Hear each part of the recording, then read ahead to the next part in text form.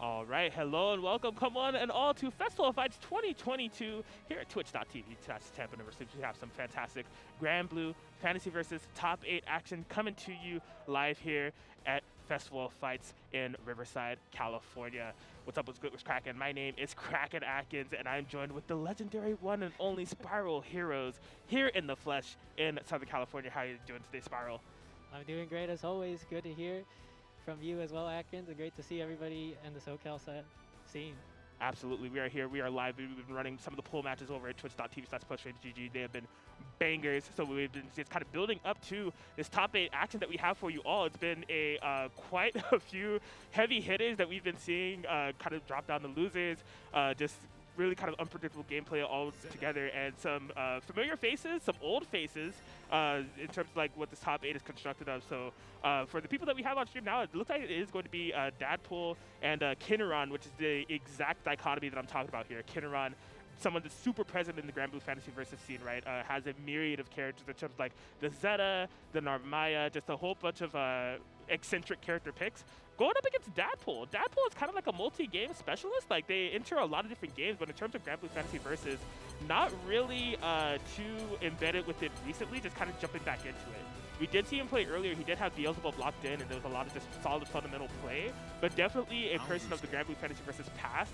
Going up against someone that has been like a very solid mainstay for GranBlue Fantasy versus present and future in Kenuran, you know?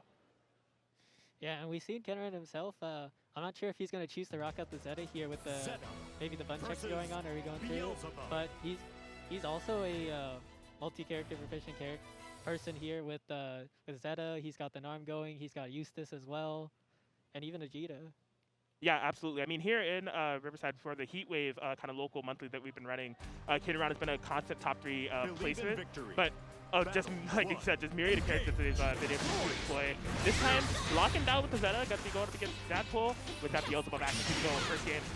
Is he able to push down through though? Just a bit too early on the throw. Dadpool's going to be able to punish out a corner. Push back into the corner. Stagger pressure off of the auto combo. And the Chaos Caliber with the Unisonic coming in away too far out to get the full counter confirmed. But we see early tech over on the throw, keeping up the pressure and the karma.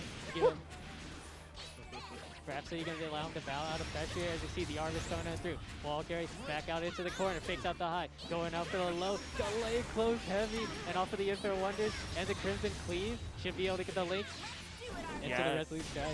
Beautiful confirmation there from Kenuran altogether, just really taking the fight to Dadpool and not really allowing for Dadpool to get any breathing room at all up whatsoever. We'll see if the adjustments are going to be able to be made here over on the Battle 2. The engage start. Both sides playing fairly patient. Crossover on the Mutant Black Slice. Chaos Caliber prevent chip. 5M for the check on the first strike, but Dadpool able to fight back over with his own into the Chaos Caliber. Yeah, I gotta say, Kenuran's projectile counterplay has been absolutely on point up against Beelzebub thus far. We're seeing him kind of utilize a myriad of options in terms of like spot dodging and the armor points to just navigate around it. He's been a real difference maker in the set. Taking over the crossover, but we see over chip coming over the Rhapsody follow-up. Heater is on deck for him as well. Push back to the corner, no tech, and Kyle with the meaty. Just gonna convert it off into the Arvis for one more sequence. High up. Delay pressure over Rhapsody and the 2M check. No counter confirmed. And anti-air off of the jump back with it. But we see the signal drive counter confirmed. Gonna allow him to take game 1. Yeah, Kenuran was just an impeccable job in terms of screen control through and through. I mean, just really kind of taking the fight to Dadpool in and out type of game plan, and Dadpool not really being able to utilize the strong parts of Beelzebub's kit in any context. I mean, Beelzebub has a very, very strong fireball game. Kenuran's been able to keep that in check with the spot dodges and the counter pokes and utilizing the guard points. Beelzebub's air stall game in terms of that dive. Kenuran has maintained very fantastic spacing on that and good counter pokes and air-to-airs and such. So much so that it looks like Dadpool is actually going to the character select, I think for the first time in the bracket, going to be going over to Matera to switch things up. And we finally get to see that Matera that you had mentioned before. Yeah, you know, I do remember Dadpool from like earlier on in GranBlue's life cycle was very a strong Matera player that you had to worry about in brackets. So I think recently, you know, has been kind of following with the tides of GranBlue and trying to make swaps over to Beelzebub as of late. But the Matera is what I know him for, so I'm going to be interested to see what he's able to bring to the table going up against Kenuran this time around. I said before, maybe you want to pick here on the Matera because he's more comfortable with it. As a matchup as well, there is the anti-Rhapsody counterplay that Matera has with the seal setups. So we'll see if he's going to be able to implement some of that here going into game 2. Yeah, I believe that you kind of hit the nail right on the head there with the anti-Rhapsody counterplay there, right? Because that was something that we saw Kenuran use time and time again to navigate the neutral game and the fireball. So see if this works out a little bit here better for Dadpool. Get onto it though. We see spacing out for 1H Zephyr, no anti-air coming in, but the side swap making it a bit awkward for Dadpool's head. Caught out, but what a convert even on the normal hit. Not too much gain from it, but still a good chunk of damage. No punish over on the Arvis. But we see jump forward, gonna be able to get a side swap, pushing Dadpool towards the corner. Oh my god, Kenuran looks like he's on a trampoline right now. These super jumps over to try to mess with the Dadpool anti-air trajectories has been fantastic. Really kind of dictating the pace of this match entirely as they have Dadpool stuck in the corner, forced to try to Abari out, but not getting much of a confirmation for it.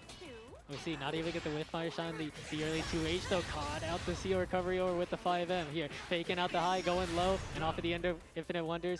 That's going to be another down coming over for Kenuran. There it is. Yeah, despite the character swap, everything just continues to come up Kenuran through and through as they are now on match point. This is a qualifier match for a top 8, so pretty big stakes on the line here. Yeah, still first to 2 coming over winner's quarter, so Dadpool is going to have a tough road ahead of him dealing with Kenuran. As we see, tries to go for the normal, anti-air free troubles, and the following Arvis frame kill to get the full Seekers back in towards the corner. Combo limit, but still keeping it up though. Fakes out the high, just going for the meaty on the wake up. Frame kill over for it, tries to go for the Ivari UOH, but Kenuran ready to catch him out with the meaty, and the loops over with the regular Arvis. Oh my gosh, that was insane routing there. I even saw on the side, Dadpool was a little bit impressed. He did a little bit of a raised eyebrow in terms of routing the Kenuran did for that combo, because it was just like extremely fancy. I think that any time he could have routed into SBA, it would have been signed to deliver. It would have been like game over no matter what. But Kenuran just making that statement of like, if I'm going to top 8, I'm going to top 8 with style. I gotta let them know that I'm the Zeta to look out for around here when it comes to Festival of Fights, and closing it out there. That was just a beautiful set altogether there for Kenuran. Was definitely a strong flex coming on through, but that's gonna secure his spot over in towards top 8. Yeah, absolutely. But I mean, it's not over for Dadpool. I mean, that was a winner's side fight. And Dadpool has been looking super solid on the bracket up until that point with the Beelzebub. We saw him face off against Shatani earlier in a little bit of a nail-biter of a set. Hopefully he's not deterred, you know, falling down and lose bracket, but it's somebody that I can expect to maybe make it into the top 8 by other means, you know. Definitely not the end of the road here for Dadpool, but solid stuff there to Kenuran. My gosh. He will be moving on to fight OrijinTree a bit later in the top 8 bracket. But yeah, speaking of that top 8, I mean, it's a pretty stacked one that we have here. You know, I was speaking about it a bit earlier. So we have that side of the bracket that's going on. On the other side, it's actually going to be Shuaboo and ChrisG. I think that's just kind of like the tell of what's going on here in terms of these Festival of Fights matches. We have the GranBlue Fantasy versus community who have been like sticking with the game since like the beginning and just like grinding out through these online tournaments and finally getting a chance to play offline. We see Shuaboo right there, recent runner-up here at Frosty Faustings. Definitely kind of a favorite going into this tournament. Going to be going up against ChrisG, which is a name that we're definitely familiar with in the overall fighting game community. But as it relates to GranBlue Fantasy versus, not a name that we've really seen a lot within like the past year or so. But no, he pulled out the Djeeta. It's been aptly named the ChrisG. And he got here for a reason. It was just very fantastic, very slow-paced gameplay that we saw from ChrisG, and just kind of dissecting matchups to kind of lead up until this point. Yeah, I'm interested in seeing if he's going to continue out with the ChrisG here. Because I do recall a bit more of the Percival when he was practicing out before Festival of Fights earlier in the stream. Yeah, it'll be interesting to see what he opts for here. So here's the interesting thing about this matchup, right? So it's not only a matchup of old versus new in terms of players, but also in terms of characters, right? Shuaboo, the mainstay character that he's known for, is definitely that 6.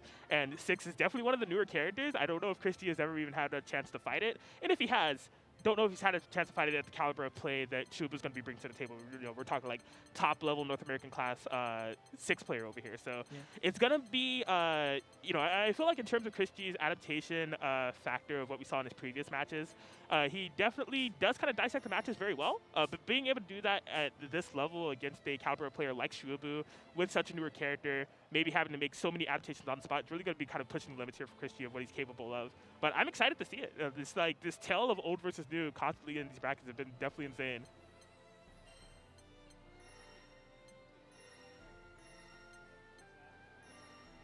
Yeah, I do believe this will be like the first top 8 match we have going here. But like even through and through, if things get too rough here for Shuaboo, he has shown time and time again that he does have plenty of pockets that he can opt into if need be. Like he wasn't always a 6 player. 6 wasn't always in the game, so he does have access to other characters, such as like the Soras that he previously made a name for himself for, and also the Lil Wayne if he's just feeling a little bit zany and wanted to bring that out. But it's also, you know, just as strong as some of his other picks. So. Yeah, I'm just really excited to kind of see how this matchup shapes out here. And also if ChrisG, as you said, is going to be going for Djeeta or for Percival of what he's going to be feeling in terms of this matchup. And there it is once again, keeping it tried and true with what he's been rocking it. Yes, Chris, Djeeta, rearing their face. Oh, please don't pick that 6. Oh, my God. Nah, no way. That 6 color, that's what we're rocking with here? Sorry to bring out that fanfare. Oh, my gosh. Thick's looking like he's preparing for a rave, let alone a fight. We're going to be doing it in intergalactic dimensions here. ChrisG versus Shuaboo. Can't wait to see how it all shapes out. So yeah, something we were talking about earlier, I think it was in the matchup between Sakabato and Shuaboo, is the value of having a reversal against 6. It's something that is strong in terms of the anti-air department as well, because 6 can be a very mobile character in terms of his like wall clings and wall dives and stuff. You have the invincible reversal, you're able to react accordingly and put that stuff at bay with counterplay. It's pretty significant. So ChrisG will have access to that, but I imagine that his overall approach here is going to be trying to prevent Shuaboo from getting started in the first place. We see here ChrisG gonna get some offense start, losing out to it. Snake fight, still remaining flush. Shadow Trace back, go back in towards the neutral, picking out the empty, winning out in the air too. Actually wasn't ready to block it out. And we see the first knockdown coming over with the heavy rising sword. Avari up, ready for the Shadow Trace reset. There it is, beautiful stuff. You can see that ChrisG is definitely utilizing the block button in this matchup, which I think is going to be key. That's already a good sign from ChrisG showing that he is going to be utilizing the block button, because in terms of like the side swap scenarios that 6 can create, you're definitely going to need that at your disposal. We see the reset on into the snake fight. Tick throw is going to get teched over for it, and the 2M keep out on heavy execution. What a catch over for it. Tries to get cheeky over with the throw bait, but the fuzzy JU coming in clutch. Heavy rising sword to force the turn back. Push it back into the corner. Caught out of the back dash here. Knocked down over with the Shadow Trace sword. Once again, medium snake fight. Beating out the cancel. And with that Shadow Trace 5L link, Void Claws for the down. There it is. Yeah, no, these two are definitely scrapping. I was wondering how it was going to shape out altogether, but I feel like in terms of who that favors, if they're going to be playing this close of a matchup, it's definitely in the favor of Shuaboo as be able to take that first game. And kind of just constantly putting ChrisG under defensive situations of saying, like, okay, how are you going to react to plus frames? How are you going to react to minus frames? How willing are you to spin the DP? And just getting a sense of how ChrisG wants to defend. I will say Shuaboo hasn't been putting out the layers of all the other knowledge checks right here. He hasn't been using the medium gated demons. He's just been keeping it very simple with his biggest panther that he would run against other players too. Right. But we see the tech coming over with a new perspective. Still remaining plus after that 5U hold. Air reset, shimmy up. Oh, we see the classic come over Shuaboo. Very well practiced in that sequence. He's put it out many times over in Frosties and in CO2, and able to work it out with even ChrisG. There it is. Yeah, Shuaboo shimmies coming into play. Playing a pretty quick game one, if I do say so myself. Shuaboo just looking insanely on point. ChrisG looking to take the fight. The Shuaboo this time around going to be capitalizing off the big jump in. Into the corner we go. We see Thunder Flash actually getting the whiff punch, but nothing really to cancel into. Still giving it the pressure. Warp Blade up. Run up, actually getting stuffed over, trying to interrupt the Gator Divas while he was landing. Stagger pressure out, close, medium, or already back towards the neutral. As I say that, empty hand, and there it was. Shuaboo's going to have to look to cancel out, to look at the bait out the Rising Sword. We see advantage coming over to ChrisG off of that sequence. Empty jump into the meaty, caught out with the Thunder Flash, allowing it to push back the turn. Archidemon kick, not falling for the matchup for Air Gator Divas. Caught out, trying to move. We're going to see the loops off the Archidemon kick. Yes, we will. Wolves howl.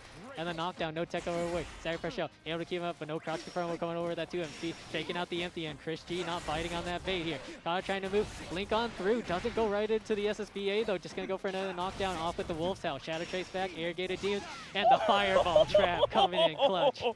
Oh my gosh, Shuaboo just straight up saying, ChrisG, the corner is your home, and I'm just going to deploy all the mix in the world to rush down. I'm really impressed with Shuaboo's potential to be able to capitalize off of those straight hits and the full combos off the jungle sequences. That was absolutely insane. Carrying that momentum all the way to the end here. ChrisG saying, yeah, I don't want to end up in that position again, but off the cross-up, may have cornered themselves. This is not the position you want to be in. This is exactly how the last round became pretty chaotic for ChrisG on the defense. But he's going to be able to fight his way back on through. As I say, that Thunder Flash wasn't ready to take it out too, allowing Shuaboo to push back in towards the corner. Caught out trying to move. Not too much of a conversion off of the light auto combo convert. But we see Vorpal Blade beating out the execution back in towards the mid-screen. Caught out trying to move. No full crouch confirm coming out for it. Anti-air for your troubles. And looking at Link out through. No second hit of the close heavy. Unfortunate stuff over by Shuaboo. Still keeping it up though. The new perspective for all the carry in the world. Oh my gosh, free stand, going to the strike throw situation. Kind of trying to catch in the closing sequences of this match. ChrisG fighting for his life at the moment. As we see up right here, heavy regularly burned out. Spot dodge going to allow to take him out though. Oh, no. Block up. And another one to beat out the Eternal Ascendancy. There it is. Yeah, Shuaboo's going to be able to take it 2-0. I think just through the run stop animation, ChrisG mistaked that for some type of maneuver and was trying to just invul through and get a hit there, but wasn't quite able to seal it out as Shuaboo gets the 2-0 victory altogether. It was a really interesting kind of pace of that matchup where I actually feel like both players landed a good amount of hits on each other. It was the conversion potential that really was the difference maker in that set. Because like Shuaboo, off of all of the straight hits that he was getting, he was catching ChrisG up backing a lot with the EX Fireball, but he had a full juggle conversion every single time. Whereas on the other end, we did see ChrisG land some like 2As or something big, you know, a crouch confirm off the 5M, right? But couldn't capitalize that into like a Rekka or a knockdown of any kind. So, and I didn't get a chance to buy anything this time. I'm not going to let that opportunity pass me up. Looks like Kenuran is locked and loaded, ready to go here up against OrijinTree. Now, this is going to be an interesting match because these two definitely have the matchup experience against each other, right? But OrijinTree is pretty, like, you can bet that he's going to be locking in the Beelzebub no matter what. Like, that's his comfort pick. Haven't really seen a lot of other characters from OrijinTree besides Lunalu, but I don't imagine he's going to be bringing that here. Kenuran, on the other hand, as we've said earlier, is just somebody that has so many characters at their disposal. You know, we saw Zeta earlier, but in terms of what he's going to be bringing to the table against OrijinTree, I can hardly say. Yeah, they are going to be opting for the button check initially here, but yeah, I don't know. Like in terms of going up against Beelzebub, and specifically like OrijinTree with the way that he kind of approached the matchup with like very good air stall techniques and also utilizing the super throw very well. What do you think that Kenuran may go with here? Because like I do see some benefits in terms of Narmaya, but I also see some benefits in terms of Zeta, right? If you're able to like armor point through like the air stalls and everything. I don't know. I think in terms of the general game plan that the characters go, I think Narmaya has a bit of a harder time trying to play that like neutral heavy game in footsies when she has to worry and deal with like Chaos Caliber, Unisonic, and the projectile still as well. It can be very difficult to get any sort of spacing going, especially with how much danger that she can carry trying to do like Setsuna. Plus with Kenuran, he should still be hot off with the Zeta, and it seemed to work out well for him with against Dadpool as well. Yeah, absolutely. He was just so crisp, so on point in that matchup against Dadpool. I mean, we talked about like the conversion rate of like all of his hits just leading into like knockdowns and just hyper optimal stuff. Kenuran just a high-class player that I'm excited to see their run here. And I mean, they've made it this far for a reason. Both of them here in winner semis, fighting for a chance to go into that winners finals and match up against Shuaboo. So, I don't know. I'm excited to see how it goes. Now, in terms of like more of the more national competition that we've had, Kenuran, we haven't really seen travel out. He's kind of been staying local in terms of like SoCal events and online events and such. Whereas OrijinTree, you know, was able to crack into some pretty high placements for CEO and Frosty Faustings, if I'm not mistaken. Top 16 at Frosty's. Can't remember his placement for CEO, but it was up there. Yeah, just in terms of just North American GranBlue Fantasy versus Action, just a really high-class Beelzebub player you want to keep an eye out for. Oh my god, it's button buys. Look at those button buys. Why is the light attack on L1? What are you doing up there? Talking about his layout like that? You know what you're doing. Oh my gosh. I respect it. I think it's good. It's all a part of his grand plan with his suitcase. Well, let's see. We see Kenuran dancing on the character select right now. It's highlighted so many characters, maybe every single character in the roster thus far, but it is the Narmaya that they have landed on. All right. So yeah, I think this is the initial exposure of Kenuran's Narmaya for this bracket particularly. It's been mostly Zeta-centric. In terms of preparing for because I've seen Kenuran pull out the Narmaya in the past in like heatwave brackets, and it's something that is really hard to be ready for, because Narmaya is such a rare character pick in the overall GranBlue Fantasy versus landscape as it is. And Kenuran plays it at a level that is pretty high. Like, he just the same level of conversion potential that you saw with the Zeta, he has that play with the Narmaya as well, and just really, really solid space control and a kind of impressive caliber of Narmaya play that he brings to the table. So it can catch you off guard, especially, you know, these are tournament sets. It's first to two. Trying to make those adaptations on the spot is something so rare, but playing at such a higher bar and not having that much exposure to it, it could be tough stuff. Yeah, I'm rather interested in seeing how it's going to play it out because it might just be another player thing too, where he feels comfortable just playing against Origin specifically. Well, we'll see what we have here. Winner semis, OrijinTree, Kenuran, Festival of Fights. We see Unisonic trying to give it the pressure, trying to bait out the absolute horizon, but Kenuran may take it 5M. No convert off of the transient, but safe cancel into it though. Cross up on the other side, we see the guard button coming over clutch for Kenuran. Not too much game for him, but caught his dash over. Not able to get the dash block out. First strike's going over to OrijinTree. Light Chaos Caliber and the larger left field. Looking to bait it out though. 5H right into the Swagneto. Run up throw, Crescent Moon, faking it out. And we're right back into the Genji stand. Absolute Rising catching out to the late. Unisonic medium Setsuna keeping himself plus. And the counter confirmed over into it. Air Crescent Moon, Setsuna, and the 100 Cloud Skate. Yes, just like I said, just because Kenuran has fought characters doesn't mean that it's going to be a downgrade in terms of cleanliness. He's definitely going to have the nice conversions there, and that was a beautiful one right there to go into the SBA finish. Exactly what they needed to get that first round. Let's see, Trey coming over in favor of Kenuran, not ready to take the Swagneto, and looking to bail out the field out once again. Looking like he's got to play onto his player's side, and looking to take the high damage. It's not right. Plus rates on the Setsuna, 2M check, Karma, tick throw. Put him right into the corner, so point blank strike throw. Tries to go for the throw bait, but Kenuran ready to block it out and get up his own. Crescent Moon onto the other side, hard knockdown, doubling over the crossover. Stealing out of the corner, but this could be a dangerous spot for it. The delay UOH! Want to catch it over on the strike throw situation, and a metric ton of damage going over for it. Stare back in the lights. Black flies to keep with the advantage, and the super jump back, just trying to keep up the life lead. Shao step pushing into it, plus frames off. Cloud trying to move, but nothing to cancel into off of that crouch confirm.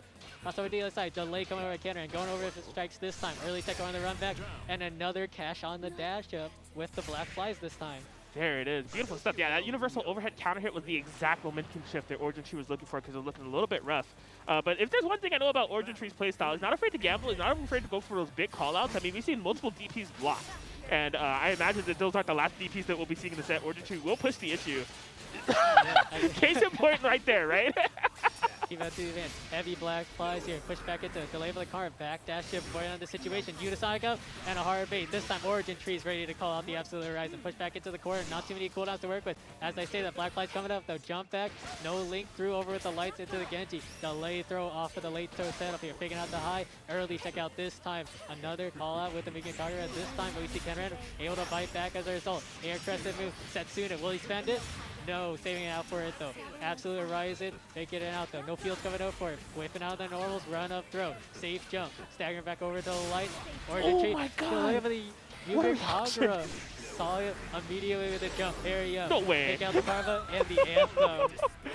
Man, oh man, yeah, despite the fantastic counterplay from Kenuran, the optic for the vacuum into the super from Kenuran not being deterred by any of it at all. I feel like despite what OrijinTree throws at Kenuran, whether it be the DPs, whether it be the command throw setups, whatever it is that OrijinTree is trying to throw out there to throw Kenuran off guard, it either doesn't make contact or it does, but he's not deterred by it, not shaken up, and just staying solid, bringing it together, and getting that game won.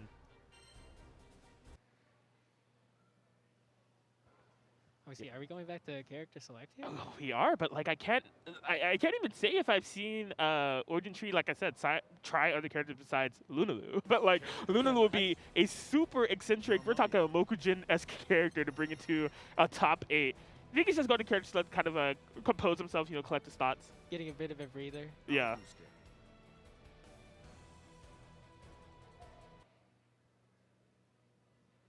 Yeah, we'll have to see the adaptations he's going to be able to make here. So, like, the interesting thing about the invincible reversals that OrijinTree has been doing is that not a lot of them have actually been on Wake Up. It's been in, like, the neutral game or, like, in pseudo-minus situations to try to get a call on Kenuran's counterattack.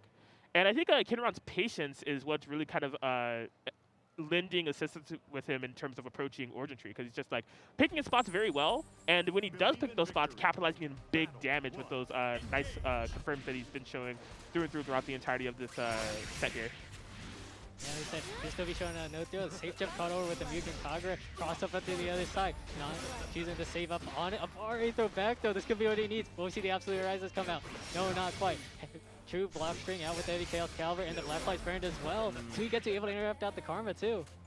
Yeah, you can see OrijinTree was definitely kind of insistent on utilizing all of those EXs to try to keep Kenuran in the corner. Swinging a miss there on the anti-air. Going to be able to capitalize accordingly and go back into the corner, this time on the right side of the screen.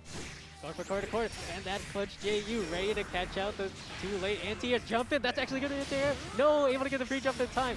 Sui gets two off of the close heavy. Air trusted move, and Dami the Uzume. Yeah, Kenuran had seen that command throw set before. If I'm not mistaken, it just happened in the previous round. Fool me once, shame on you. Fool me twice, put you in a match pixel situation. That wasn't quite a kill. I thought it would be, but the invincible DP, OrijinTree. Could be a last chance for it though. Caught out trying to move Black Flies. Still Chaos Calvert, not enough to kill. He's on the chip situation, and another safe jump called out with the Mugen Kagura, this time the heavy. There it is, Kenuran. Not letting OrijinTree run away with the game, filling it out. And yeah, match away from moving into the winners final territory. OrijinTree needs something and needs something quick. He's going to get himself a decent amount of damage, and chip going whiff punish on the Unisonic with the 5-8 Transita and the throw. Beaten now with the Lancelot field.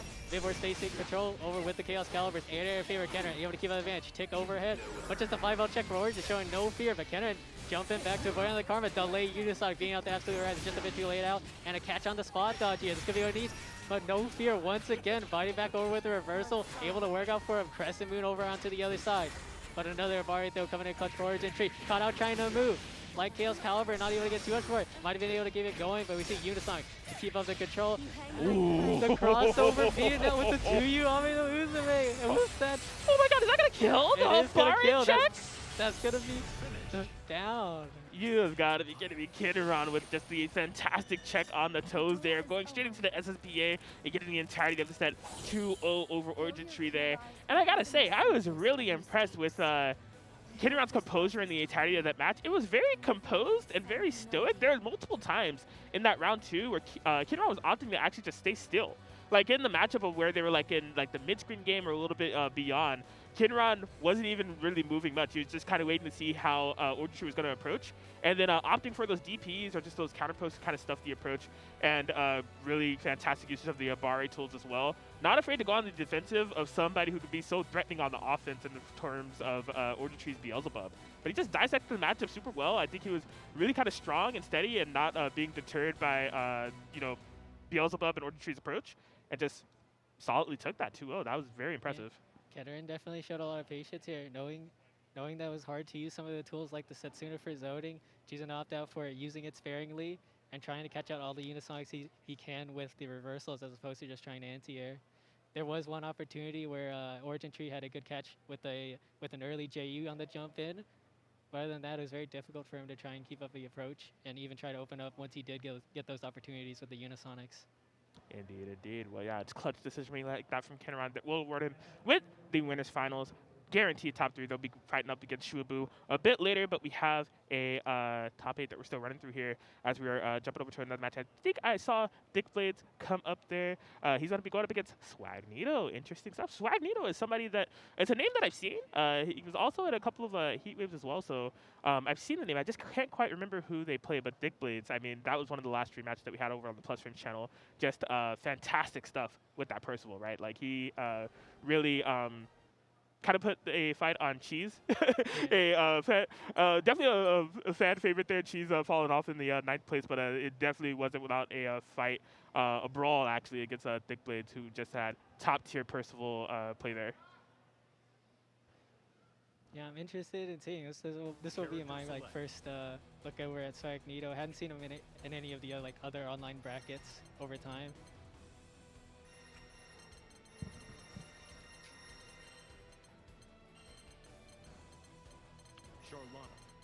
Indeed, indeed. Yeah, so, I mean, in terms of the type of Percival play that we saw from ThiccBlades, we've kind of seen it multifaceted with the few stream matches that he's had. So, he will go on the aggressive and make you second guess your anti-airs with the air stall techniques and things of that sort, utilizing the fantastic range that Percival has. But as soon as he gets you scared and on defensive and blocking, he's not afraid to go for those stacks and then just go straight into a fireball zoning mind game, right? I will say ThiccBlades has been doing very well with just being able to commit and execute the light plats and anti-airs perfectly. It's definitely going to be difficult if Swagneto is choosing to come out with the Charlotta here. This could just be fun. Just looking to check out with the character. Right. But it might be a little bit more difficult, so we'll see how he's going to be able to adapt with Charlotta's jump arts. Yeah, absolutely. Yeah, not only just the light DP and like DXDP anti-airs that we've seen from ThiccBlades, but also like anti-air SBAs. That was like a pivotal way that they took one of the previous rounds in the pools matches. Was just like he could have gone for the anti-air DP, but he would have had to go for another situation. Just recognized there was no air stall coming, and just for the SBA, and that was it. Like he didn't have to worry about anything else. No other actions from there on out. So I'm excited to see this match. You know, excited to see a new face as well. I want to see what Swagneto is bringing to the table, especially if it's going to be that Charlotta, and it does end up being the Charlotta. So yes, Charlotta gonna be rolling about. Potato Gang coming in strong. Spuds and Buds. Charlotta over here going up against ThiccBlades with that Percival. So yeah, it will be a test of how well he's gonna be able to deal with the flip and the kind of various situations that Charlotte can put you in terms of make some potential strike throws and such. And I'm interested to see how the neutral game goes as well. Because, I mean, Percival does have fireballs. He does have that mid-range control to kind of keep Charlotta at bay. But she's such a slimy character in terms of her, like, blockable approach and just overall onslaught of offense that she can bring to the table. So. Well, he's been doing well. So as long as he has the awareness off of the Nova strategies, crossover, no punish on the whip 5H. But we see Chill looking to take his time off the Lord Saito Lumio. And off of the heavy one, finally buying back 3 stacks of trauma on deck off of that flat set.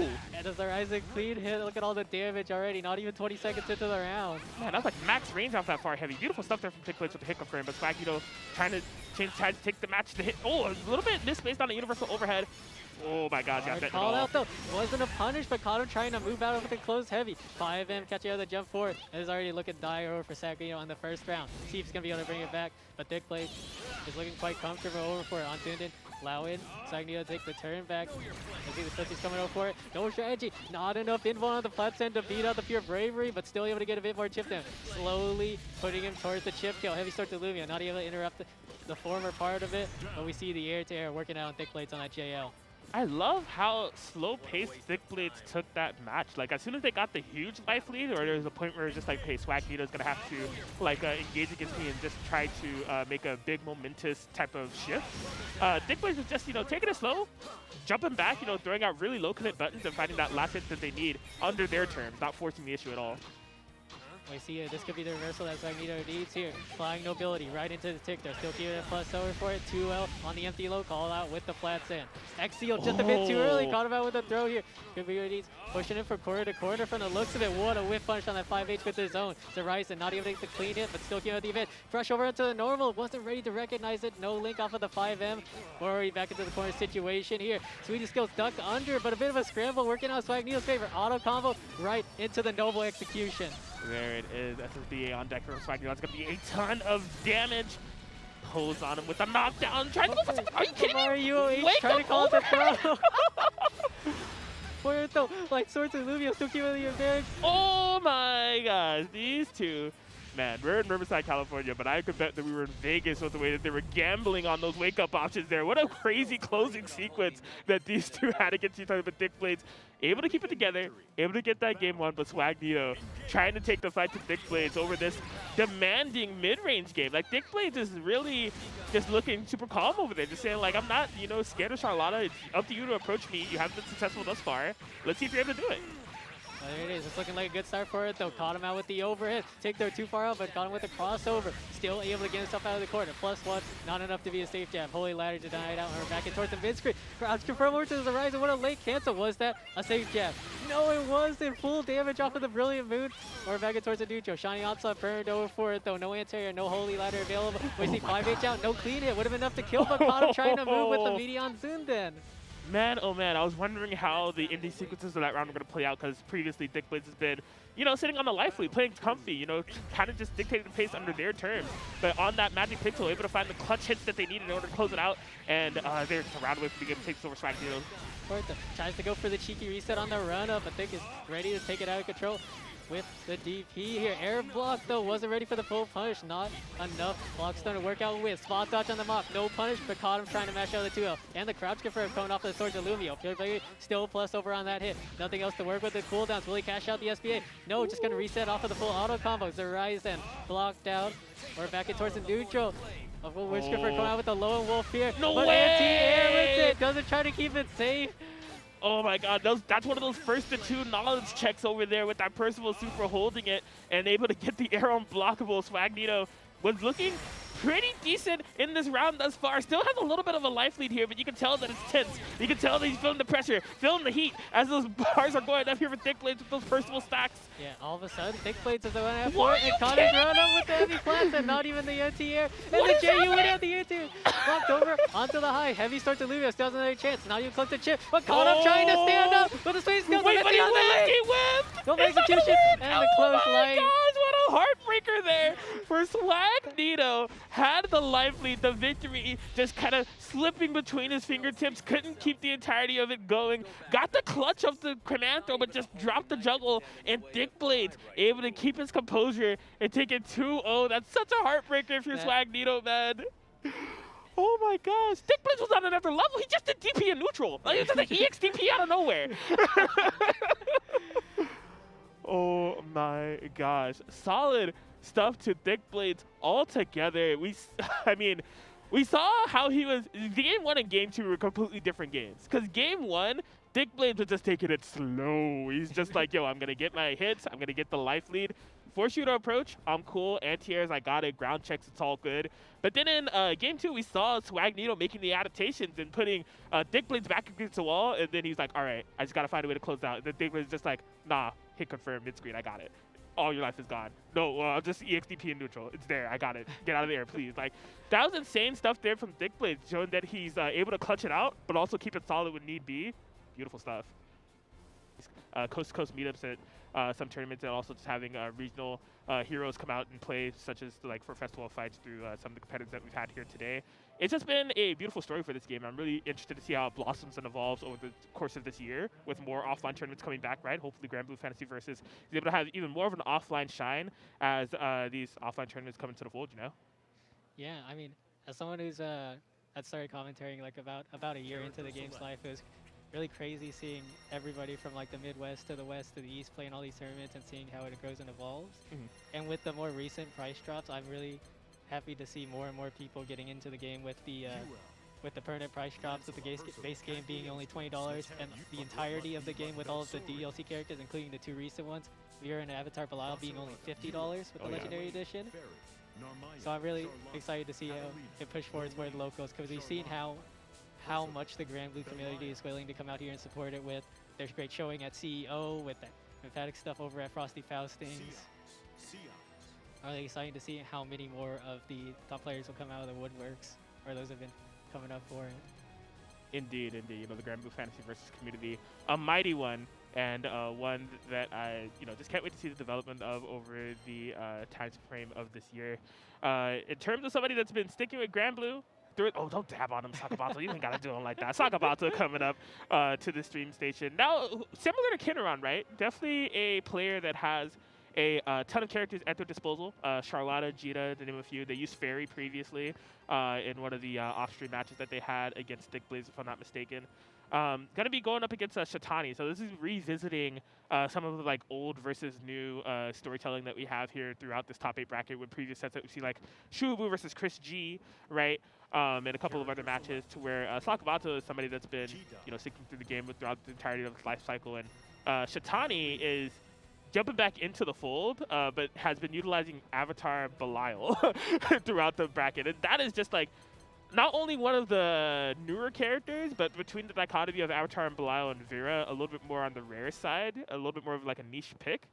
But he's been showing off some stuff. I mean, in terms of that matchup that we saw against Dadpool, it felt like it went pretty down to the wire altogether. So Chani, not one to sleep on, but it'll be up to Sakabato to be responsible for the knowledge check that may be coming up in the matchup and exactly how it's going to navigate around it, For sure. But yes, Festival of Fights 2022 GranBlue Fantasy Versus action coming through. Yeah, Sakabato was also a part of that West Coast versus East Coast team battle that happened at CEO, right? Yeah. In fact, there's a couple of people within this top 8 that we have that are part of that big team battle that happened, right? There's Sakabato, Shuaboo, and OrijinTree, if I'm not mistaken. So Yeah, I believe so. I believe so. yeah, so it really kind of speaks to the caliber of play that we have here at Festival of Fights of people that were made to represent an entire region, right? And the entire West Coast are here, right? Representing and showing up and showing out. So yeah, I'm excited to see how it kind of shapes out here for Sakabato. They're currently labbing with Djeeta versus Catalina, so they may be warming up the Djeeta confirmed, right? And down here, where we've seen like the Charlotta from Sakabato, we've seen the Fairy, we've seen the Grand, and now he's gonna pull out another Shoto here with Djeeta, or at the very least getting her warmed up to see if he wants to use it against the Avatar Belial here. Yeah, I feel like the name of like Sakabato's game, no matter what it may be, is kind of like exactly like you said, like kind of like the more slower paced Shoto style, right? Of just having solid mid-range control, maybe access to a fireball, maybe not, but just kind of taking things slow, dissecting matchups and things of that sort. It'll be interesting to see how he fares against Shatani's more, because we've seen the Avatar Belial come to play with Shatani of like sometimes kind of laser-centric to keep you checked on the ground game and force you to like crouch or however you're gonna move around it. But he will take to the skies and he's trying to get in. Like he's trying to like dive in, create the chaos. He's gonna gamble the life. He'll do whatever he has to do to get in and put you in those strike throw scenarios. So yeah. We'll see if Sakabato is going to be able to keep the punishment here going. I'm not too sure how much experience he has actually had with Avatar Belial either. So that might be a cause for concern. But having said that, Djeeta has the immense wall carryover with the final hit of the Vorpal Blade being a wall bounce now. And even with the regular standard combo loops that she'll do with her cooldowns, it's still quite a lot of damage to be taking. Indeed, indeed. So this is a very a very, very practical scenario where Sakabato can just get 2 hits in and then kill him. Right.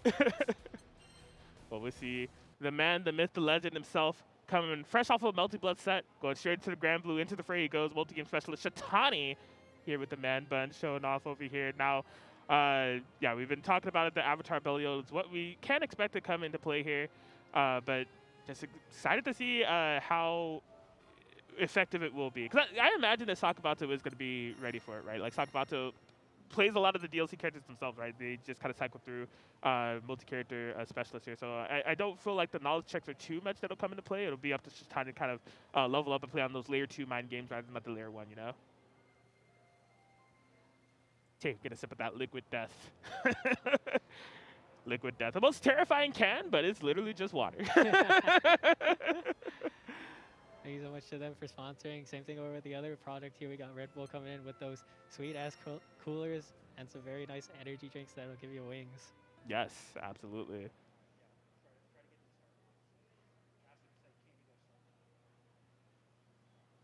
All right, but yeah, both players looking focused. I mean, this is a tense one. They are in the loser side. The winner of this will be fighting OrijinTree, actually, if I'm not mistaken. So. Tough stuff here. Only killers in the top 8. The only thing that I would expect, you know.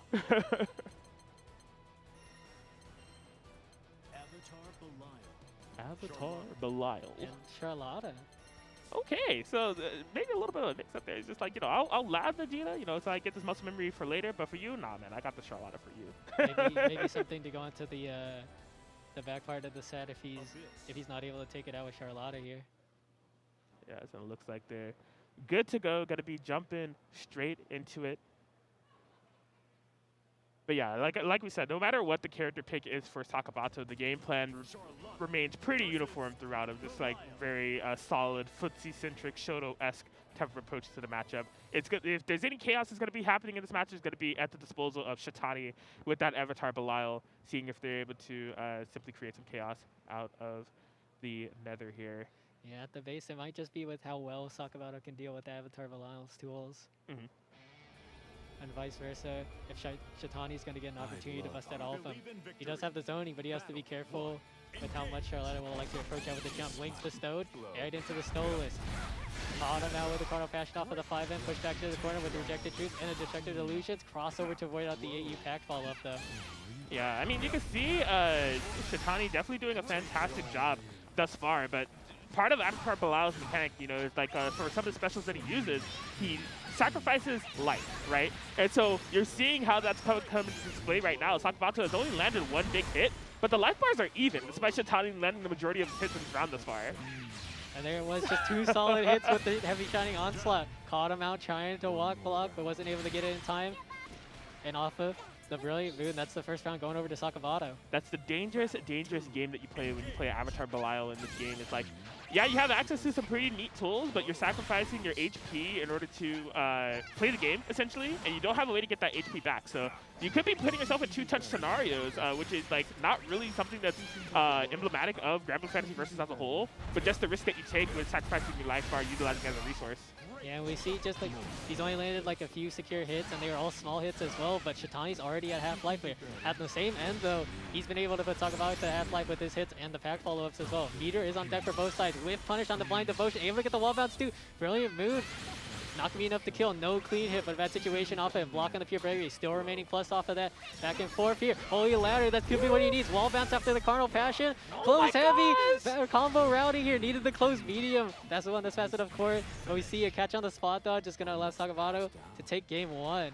Man, oh man. Shatani has to be reeling back for not capitalizing on the SSBA confirmation. That it definitely could have been the round. And with that drop, giving Sakabato a chance. He's going to be able to take the game for that and putting Shatani on the back burner. Back into the corner we go. DP, get me out of here, please. Blind devotion. Havoc not going to go for the charge, so not going to be able to give that spacing here. Flying nobility, jump in, respected over Carnal Passion, -6, and able to get the punish. No fear over on the follow-ups quite yet here. Run up, stuffed over, charge down the Havoc, AU pack follow-up. Oh my god, I think all the damage that Shatani's gotten this round up until this point was purely based off of DPs. And we see the other half just from that one confirmed. Jump back on the Barbados as a Swords Alluvial. Not missing on the link, but missing on the super confirmed. Oh, just another raw man. shining onslaught to get the down though. Alright, Sakabato taking full control of the matchup, trying to seal this out, not allow for Shatani to get any momentum started. They are on match point, and they're trying to push back to the corner. This is where Sakabato seeing a lot of success. Gambling off the minus frames, going for the DP, throws out of the corner, roll back into it. What do you think you're going? Blind devotion here. When we see the Sheriff Strike, going to be able to get the pickup from the low sweep. Hard knockdown with the Holy Ladder here. Faking out the safe jump, caught him out with the Avar. Wings bestowed, Stolas. Is that going to recover in time? No, and that's going to be it. There it is. You can see Shatani trying to pull out the tricks there with the empty cancel off the jump. But Sakabato, like I said, he studies these characters. He has multiple characters in his pool, so if it's anything that you're going to be trying to pull out that's like a knowledge check or any type of gimmick of that sort, he's ready for it. And we see their case in point, SBA reaction, going to be able to take a 2-0 over Shatani in pretty solid fashion, in my opinion. Unfortunate stuff for Shatani. Not going to have enough Oki to keep it safe with the Stolas follow-up. And even then, like, Sakabato really had no fear with the amount of life lead he had going. Right. And if Shatani wanted any sort of significant damage, he was going to have to spend more health and put him closer to Chip. Yeah, there were some unfortunate sequences in that matchup where I could have seen the possibility for a bit of a shakeup if Shatani had that SSBA confirmation in one of the earlier rounds, because that is one thing if you're playing a character like Avatar Belial where you have to use your life as a resource. It's like if you get those hits, you capitalize off of them in the best way that you possibly can. You know, you got to take all that you can get because especially in such a high damage game as GranBlue off of certain hits, and we saw basically the 2-touch scenario happen in round 1 because he sacrificed his life. You don't want to take those type of risks. You want to make sure that you're, you know, for every inch that you're given, you take a mile if you can, you know? Yeah. So, unfortunate for Shatani that it wasn't as crisp as it needed to be in order to get that round, but solid stuff to Sakabato to navigate this loser's bracket. And speaking of loser's bracket navigation, we have another match coming right up for you all. ThiccBlades versus NYChrisG in Southern California, but yeah. So I mean, so this is interesting, right? Because we know that ChrisG does have access to that Percival. ThiccBlades has been playing Percival throughout the entirety of this, so potential Percival mirror if ChrisG opts for it. But it's been mostly Djeeta play up until this point, so I'm not sure what ChrisG's mindset is going into this matchup. But good news is for ChrisG is something that I've been mentioning for a lot of the GranBlue Fantasy Versus matches throughout this bracket is that I'm not sure if it's familiarity with some of the newer characters. So we saw that really case in point when he had to fight Shuaboo in 6 of just like the onslaught of offense that Shuaboo was able to create in the situations with you know, newer tools and how ChrisG navigates around that. But Percival, he's going to be comfortable with that. It's not only a Season 1 character, it's a character that he plays. So in terms of having to figure things out on the spot, that's less of a factor. It's just going to really come down to the adaptation of player interactions rather than character interactions at this point. But it's really interesting to see how he's just choosing to rock out with the GranBlue here. Because like I said, once again, it is very difficult for Djeeta to navigate around the neutral against Percival's 5M in particular. It's going to be hard forcing her to really try and bulldog and just push on through for some uncomfortable interactions with like medium Vorpal Blade on block. Just trying to push on through and get one knockdown to get offense started. Yeah, we'll see how GranBlue is going to be able to navigate around that mid-range. Now, not for nothing, GranBlue's approach thus far has been a very slow one. And I mean, we saw a similar thing with ThiccBlades, right, in terms of how they approach matchups. Like, they sit on that life lead as well and kind of just sit on it, force you to approach as well. So I feel like there's actually a meeting of styles that may be coming into play here. GranBlue getting the first significant amount of damage. Yeah, usually goes for his DP ender to the sweep safe jump. Oh, no sweep this time around. Just goes for the jump in. Percival's got a weird hurt box going over for Djeeta loops when it comes to the riding sword, so they have to alter their routing a little bit. GranBlue might not be familiar with it, but able to get it off of that sequence with the second repetition. Sweep up. And we see here the Eternal Ascendancy. Is he going to let it rock out? Yes, he will. Putting him on the knockdown for that one-touch situation. Strike, throw. GranBlue hasn't any patience, so he might go for the neutral jump throw bait, but just VD up into the low high. Wasn't ready to block it fully. Classic stuff right there. Just 2 in the universal overhead to seal it out. GranBlue looking clean in this game one. On the 5H, and we see GranBlue taking that slow approach and ready to anti-air that. You see that character knowledge, ready to call out the JUs as well. Large strike into the VD up or tick over it, ready to block it out. The jumper respected, but disrespecting the plus frames over with the flat stand. 3 stacks of trauma ray on deck. Yeah, GranBlue kind of really forcing ThiccBlades to deepen, dig deep into the pockets of outplay if they're going to be able to catch this matchup, because we are seeing the kind of comfort level with GranBlue in terms of Percival counterplay. It's been super on point. Perfect navigation with that jump over into the full jumping combo into the corner we go. Oh no, gets off, just goes for the air reset, but right into the throw bait. Auto combo, Eternal Ascendancy.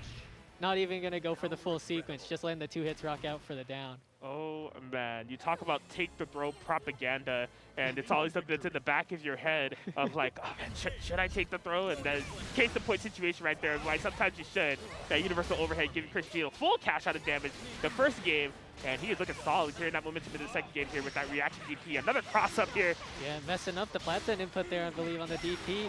And just choosing to save on the Regan lay for another frame trap situation to give it the advantage. Safe jump working out.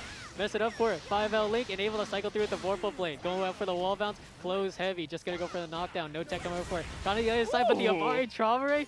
One stack on deck. Knockdown. Denied. Heavy rising. Start to push right back into the corner here. Frame trap over with the heavy Regan lay. Standard up. Still keeping up the pressure. 2 stocks over with the Vorpal Blade. No punish over on the sweep. Trying to keep it safe here. Yo. But should be able to push through the Anzunden with the Eternal Ascendancy. That is set point. Keeping it honest around here, man. He knows how Percival works. Don't you dare cancel off of anything on block. I have the SBA ready for you. And all the pace of this match has been dictated by GranBlue thus far. ThiccBlades needs an adaptation right here, right now. Trying to push GranBlue into that corner. GranBlue not saying die. The 2M counter poke. Over the VD. Already from corner to corner off of 2 interactions. Pushing back towards the mid screen. 3 stacks of trauma rate, but still back into the corner. Gonna have to fight his way out. Plus on block with the Regan lay. Vorpal Blade not even get the punish over from that check and even able to interrupt him out. Run up, throw off of the pressure here. Another frame trap called out. Flat send back in towards the mid screen. Me up. Good awareness over by GranBlue. Not do it, but we see the Lord strike. Gonna get interrupted once again with the full secret to the Ascendancy. That should be it. Raw. 3600. There it is, yes. Multiple opportunities that we saw ThiccBlades there try to cancel into any type of specials, and GranBlue was ready for it. He's like, look, man, if you're going to be doing that, I got the DP ready for you, I got the SBA ready for you. Whatever it is, I'm going to bring it straight to you with the counterplay. I know how Percival works. You can't get away with that.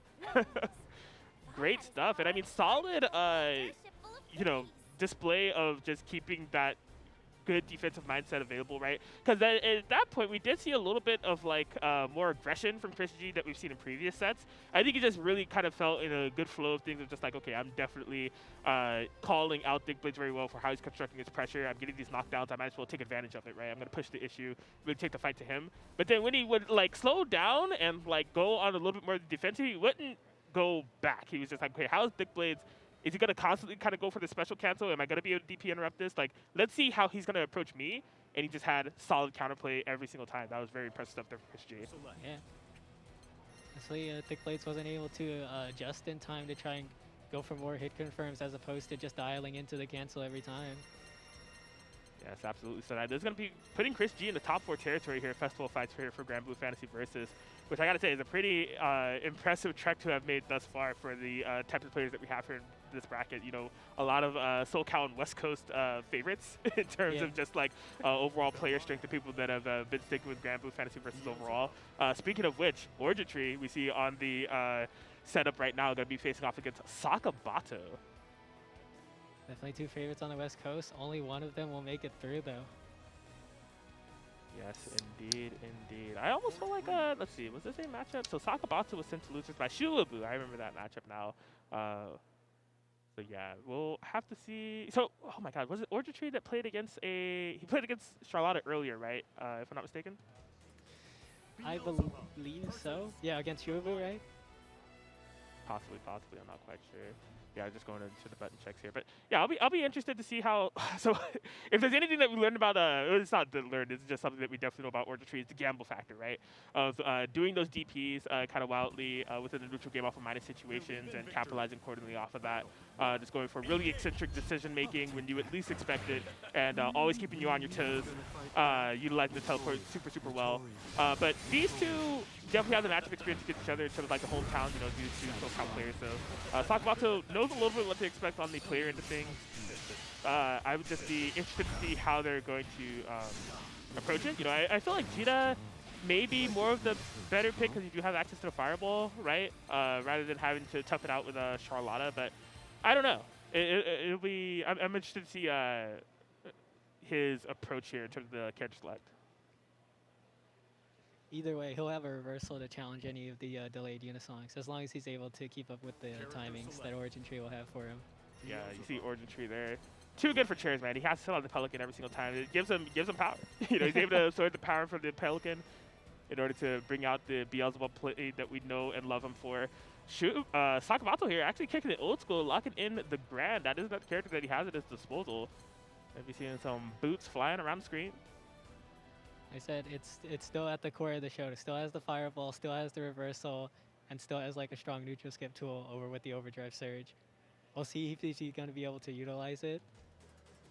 Yeah, the story of both of these characters is actually really funny, right? Because like in terms of like more earlier GranBlue, Gran was the menace.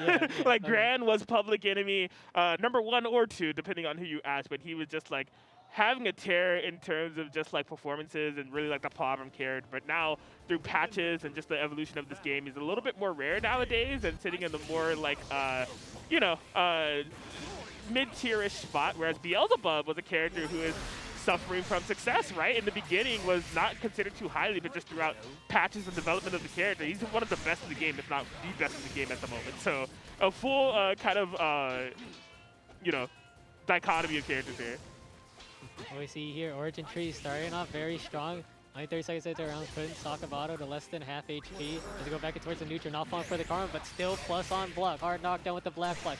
Jumping, crept over forward, though anti-air with the UOH. This character, dude. He flipped over and got the anti-air counter hit from behind the back hookup. What is Beelzebub doing over there, yo? Those are cheat codes. Are you kidding me? The UOHs are definitely not all built the same, and Beelzebub's is definitely one of the better ones in that aspect. Built different, if you ask me. That was insane. Plus on bluff, no rising sword to beat out the karma here. No safe jump coming out of the way here. Charge on the black flash, shadow step here. A bit more chip coming with against Caliber. No punish over on the whip on the Regan Lave, but still keeping out the plus face with the black flash. And the Unisonic, this time able to hit on through. JH for the safe jump, staggers it back over. Air actually trading out though. Back tech and allow him to push back in towards the mid screen, but still going to be able to get a ton of pokes out. Unisonic burned over, but crossover beaten out by the 2U low. Black flies crossover here. Meter is on deck for OrijinTree, so might be able to call out a fireball. Or just going to spend it right here with the tick throw setup. Anthem to put him right into the blue life. Still no meter over on deck here. Not ready to fall for the true block string low on the heavy chaos caliber. Anti-air for your trolls, but no karma to convert with. Fuzzy mash coming in clutch. No full convert. Just going for the reset on it. And the black flies coming for it. Clash on that situation. Beaten out with the 2L. Wasn't ready to fully convert off of it. A bit more chip coming off the heavy chaos caliber. And the karma strike is going to be able to work out for game 1. Man, that was impeccable play there from OrijinTree, right? I feel like just in every single situation that we saw happen there, whether it be in the neutral game or whether he had his offense or just going a little bit more on the defense, he just had all the right calls. The anti-airs were on point. The vacuums were like insane. The fireball game was super good. Just really making it hard for Sakabato to find a way to approach this Grand. Yeah, definitely seems shaken up by the wealth of choices, but we see Sakabato paying him back from that throw bait earlier on that UOH. Power raise loop over the 2H. Beam rising sword combo limit. Just gonna go for a JO. Another one here. No full convert off of that air to air, but still keeping locked down. This is complete reversal over from the other round. Yeah, I'm liking the Sakabato adaptation here of just, I'm getting in. I'm tired of being kept out. I'm tired of these Beelzebub options. I'm getting in there. Yeah, really just a hit away of DP out of nowhere there from OrijinTree, not coming, making contact with anything at all. Fortunately for him, too high up for Sakabato to close light link, and finally gonna bite back over on defense with the rising sword. All right, there we go, Sakabato. Successful in taking the fight to OrijinTree, see if they're able to emulate that momentum going into this round 2. See, jumps out from both sides. Spot dodge on the US, like still leaving him plus. Thought he was going to go for the right sword, but Sakabato remained patient. Karma up, and there it is. Finally ready to check those karmas. Not letting you go for the strike throw situation. Medium regulate, losing on the turn. Field up, still decides to do it even with his plus range. Throw was just a little bit too early, allowing OrijinTree to get a point break strike throw here. Spot dodge out, still maintaining the advantage. Karma for the reset. All these weights on the right sword, but Sakabato's going to be patient, allowing him to fight his way back all the way towards the mid screen. Yeah, I really like Sakabato's commit to this playstyle of just keeping the matchup as close as possible. You know, we even saw some ways that OrijinTree was trying to, oh my god, that wasn't the big contact, but ready for the EXDP afterwards. Okay, we're scrambling. Thought he was going to scramble out. As we see, KO's Caliber burned out for overdrive search, still looking plus off for it, not even get the 5M link, just a bit too close to get the plus 8. But we see another check on the plus off block Karma.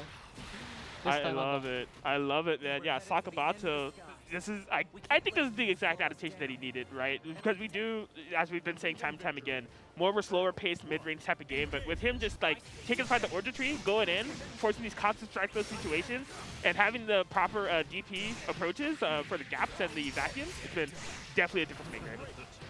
See, taking out the media off of this corner pressure, standard frame check gonna work out through. Light on through, light Karma off of the 2H, is he gonna spend the field? Yes he is, hard knockdown, still remain plus, and able to get the safe jump.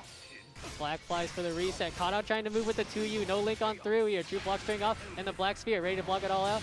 Gonna look for a hold, not too much of a punch from this range, but able to get the heavy overdrive surge, and just the field on the wake up, no fear. Hey man, he had the life to gamble, might as well. If I'm right, I win. If I'm wrong, good luck. You still gotta hit me like 3 more times. OrijinTree. Now, Sakabato's gonna have to be the one here. Do or die on this round. Gonna have to look to take out both. Crossover in the black flies. No punish over with the lights. Jump back here. Missing on the end here, but no whiff punish with the Unisong. Fortunately for Sakabato here. Doubling it out. Back into the corner here. Called out the fake media as we see standard frame trap. Light regulate punished over with the 2M actually. Just a bit too far out to keep it safe. As we see checks over on the shadow step. Not on the Unisonic though. Oh, that's a big jump in for Sakabato to find, though. A knockdown that's going to lead to corner positioning. And yeah, we're going to see the onslaught of strike throws, but it's good anti-air from OrijinTree. And even better side swap conversion there. Going to be going for the full combo limit on that. The fake safe jump with the inti jump low into the SB8. Not quite a kill, but fantastic movement for OrijinTree. Oh boy, the tick throw.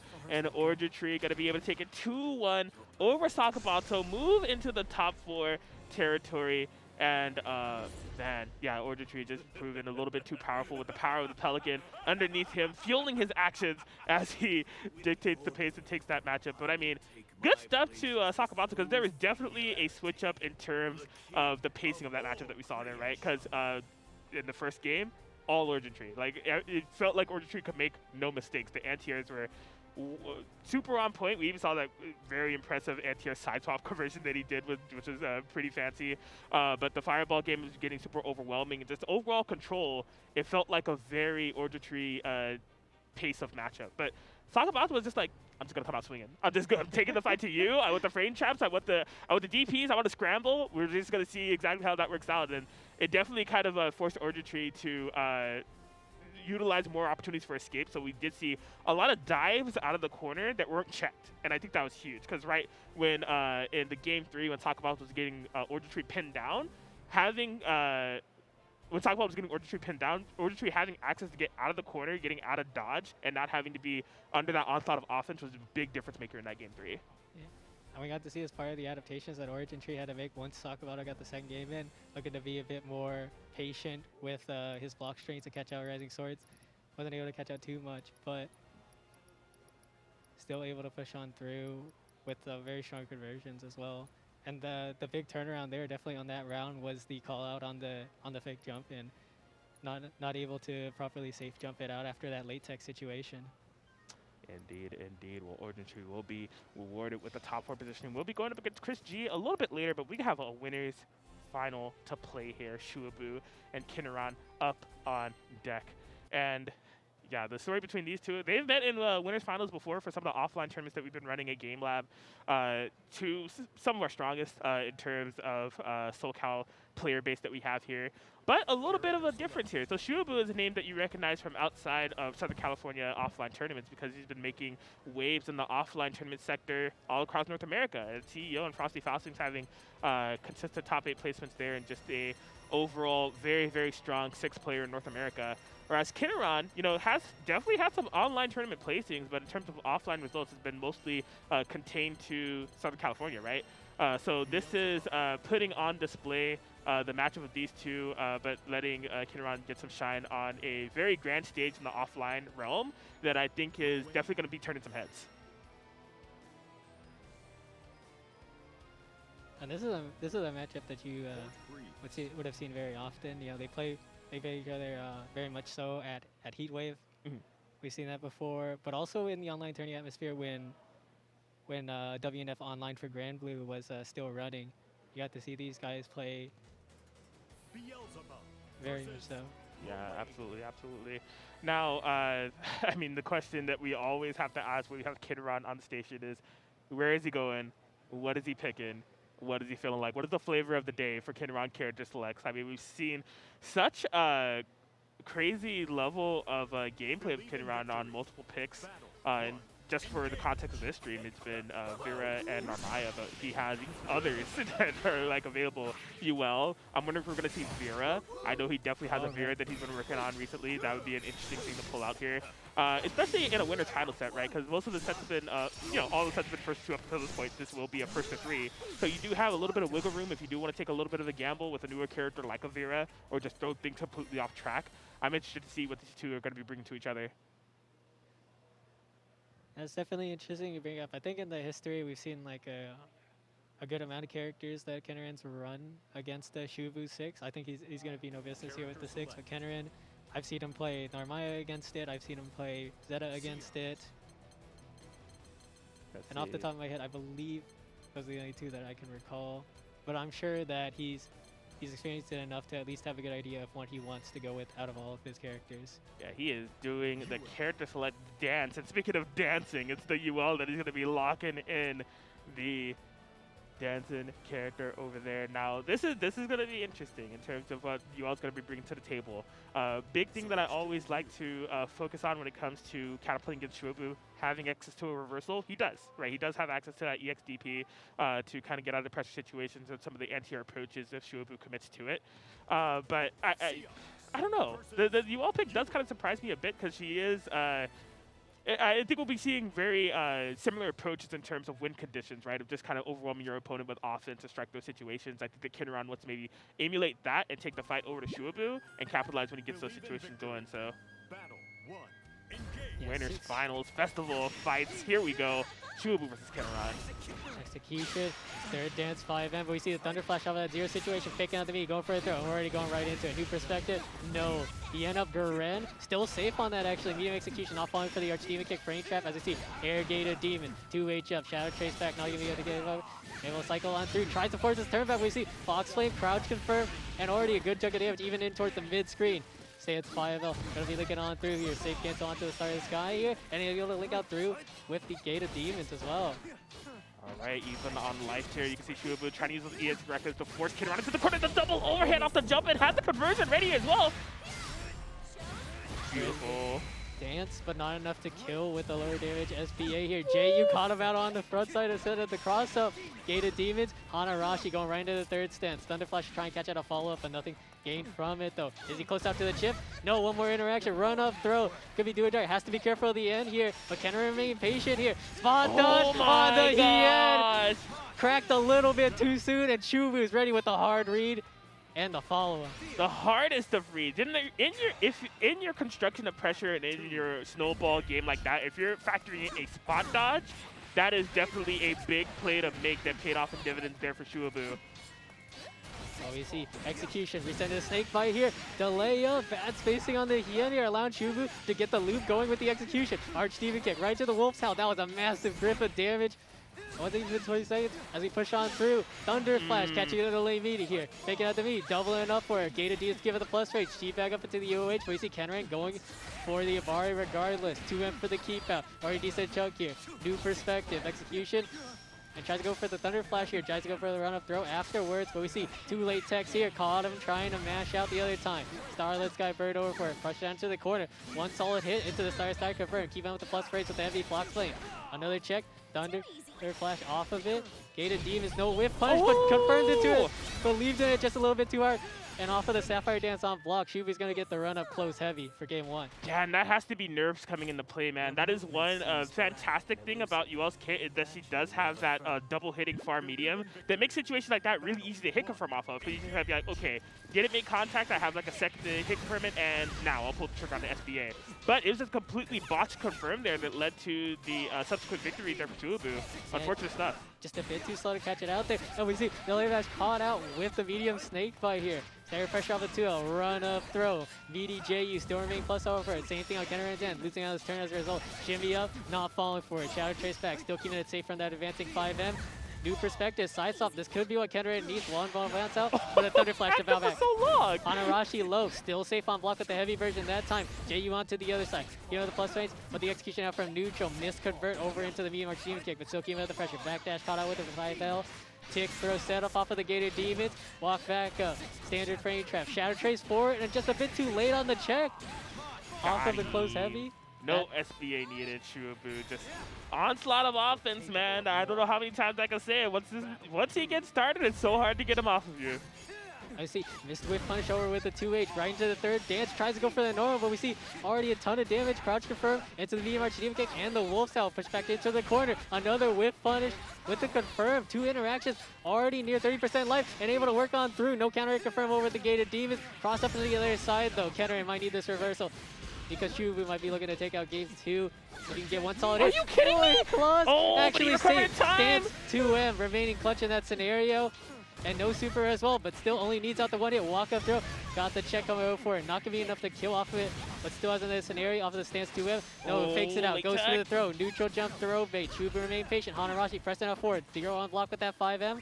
And we're already out back in towards the neutral. New perspective. Oh, this is big. Yeah, any hit for Kenuran could lead into that SSBA. Oh, I thought that was going to be a jump in. Committed to the teleport. No, hit from at the 5M. Oh, this is so tense. You can feel it here. Oh, are you kidding me? Oh, caught in the JU here. Here. He did the hit confirm off the far 5M. Maybe it was a misconfirm. Got the third dance instead of the Sapphire dance. Crossover to the other side. Execution. Auto combo and got the second super. Oh man, Kenuran had the grips of victory right there in front of him. All he needed was that hit confirm off the 5M. Previously saw the missed confirm from the first game that led to a blocked super and an end game for Shuaboo. This time the missed confirm where he was there. All he did was the SSBA and he couldn't find it. Now he's down 2 games. I thought he may have taken some time to go to character select, get more composed, because it's definitely been very Shuaboo-centric momentum, but we're just going straight into it. Shuaboo on game point here. No crouch confirmed away, still keeping the pressure. Caught the shimmy up with the low, but no full convert off of it. Hater in favor of no one. Shuaboo still keeping lockdown. What a walk back from Kenuran. Still keeping up the advantage over with the Light Star Sky. Fox Flame not crouching, so no counter hit confirm off it. But Hanarashi low right onto it. Another one for your trouble, and choosing to cash out with the Crimson Dance. Yeah, it's going to be able to get a knockdown here. Good damage here on Shuaboo. Strike throws being pretty significant here. The late tech. All right, so any successful throw, any successful hit could possibly do it here for Kenuran, but Shuaboo fighting back, something that he does so well. Once he gets that momentum started, if he needs a rally just like this, he's able to do it time and time again. Now your back is up against the wall all of a sudden, but not being deterred. The Abare to bring it back. Kenuran staying alive. You got me bristling. Adorable. We see Kenuran trying to fight back and put himself back onto the board. Hanarashi to avoid the plus on block sequence with the empty hand. Same thing with the area ideas with the jump forward. Light Star Sky and the walk up just going to get crushed over with the Hien. Doubling up or even on hit. No fear on these reversals. Already a decent chunk out. Thunder Flash, you get to coming out. Try to go for the big counter hit confirmed, but Shuaboo ready to punish out accordingly on block. Zeta Demons working out, beating out the spot dodge, no full convert, but keeping it plus with the snake bite, doubling up this time with the media, putting him close enough for the tick throw setup. Set up with the new perspective, but we see delayed DP coming in here, crouch confirm off, and just shooting the cash out, keeping the combo early for a good chunk of damage, putting him right into the blue life range. Yeah, I'm glad Kenuran was able to find a way out of there because it was looking ugly there. Shuaboo just was so confident that it was the wake-up buttons. We see the fuzzy mash coming in, ready to beat out the low, calling out the fake safe jump sequence. Tick throw coming over to the late tech, execution after the neutral, not fighting back. As he Shadow Chase missing out on the empty hand, going over for the throw, faking out the high, looking to bait out the Thunder Flash, but Shuaboo remain patient. Late tech over for it. One touch situation over for both sides. 2U up, Starlit Sky, Hanarashi still keeping it safe, but Shuaboo looking for the check. Shadow Chase back, no, just going for a delay up. Gated Demons jump back to avoid the throw. No punish over that jump back. No, there it is. We see the dangers of having that DP. You cannot rely on your Twitch reactions. Being able to crush it out with a heavy normal is far safer because even on whiff, you won't get punished out for it. Oh man, with that Shuaboo on match point here because Kenuran trying to take this 3-0 no less. Yeah, anti-air out here, pushing out back to the corner, picks up the meaty, but Kenuran ready to call him out for a medium Hien, pushing out through, and just the parry on the wake up. Thunder Flash, another one, this time double it up on the V. Close medium, execution, Shadow Chase back here. Kenuran not able to do too much about it. As see once again, Archdemon again tries to force turn back, but Kenuran ready with the 5L check. Starlit Sky, Hanarashi into the 5M off of the third dance. Meter is on deck for both sides. Will he spend it? No, saving out for a reset on it into the snake bite, disrespecting the plus frames with the Hien. Doubling up, no light confirmed. Another one, jump back afterwards. Still remaining safe enough to get out. Empty hand, a bit of an awkward situation, but Shuaboo still looking to take his turn back. Caught out, trying to move. Close heavy into the Void Claw. Misconfirmed over. Definitely one of the SBA there, but still disrespecting it out with the Thunder Flash. Taking it back out and tries to go for the Hail Mary play, but Shuaboo just going to be able to frame trap him normally to take the sweep. Beautiful construction of offense there from Shuaboo. Just, man, once this guy gets started, it is just so hard to escape his pressure. I've seen he layers it so well with the options, adapts to what you're doing on the defense, and makes sure that he stays in there no matter what, whether it needs to be a heavy button that he goes into his tick pressure, go for throws, go for the overheads, call it out with the EX Fireball. If you try to jump back, he's going to catch you out. Shuaboo is just such a strong player when he gets that snowball momentum started. And I mean, I don't even want to talk about the offense too much because the defense is on point too. Kenuran was able to get some very timely hits and was able to put Shuaboo on the defensive, but we saw how many late techs that happened, right? How many throw attempts that Kenuran went for, and Shuaboo, right at the last possible moment, going for the tech that resulted in a little bit of damage, but no knockdown, which is significant because you're not pinning him down and he's able to still kind of fight and contend in the neutral game. Just a very solid display there from Shuaboo that we saw in that set and throughout the entirety of this bracket. Fun fact, he has not lost a single game. It's been only 2-0s and 3-0s for Shuaboo throughout the entirety of this. That is a very solid statement to make going into grand finals winner side here at Festival of Fights. Yeah, another thing to know about Shuaboo too, very nice tight offense. And you mentioned that the defense too, where he is not falling for any of these throw baits, getting all the late techs that he can, but also his very good usage of the Thunder Flash parry as well. Yes. Kenuran not being able to catch too many whiff punishes onto it. Every hit that he went for was able to come down to it and get it. And that's even more powerful because that puts a lot of hesitation for the offender going against Seox here, worrying about the parry, allowing Shuaboo to get his game plan running even further. Definitely. So very good stuff there to Shuaboo being able to confirm that grand finals winning spot. Positioning for now, we have to go through the onslaught of losers. We have our loser semis coming up here. OrijinTree versus NYChrisG, and ChrisG is possibly pulling out the Percival this time around. We've been talking about it. It's not a myth. He does have the Percival ready. It's just that Djeeta is a really funny pseudonym. But Chris Percival, I mean, it doesn't really have the same ring to it. But no, this is going to be an interesting pick to go up against OrijinTree with. To see if he's going to be able to navigate around the Beelzebub chaos that is likely to ensue with the way that OrijinTree approaches these matchups.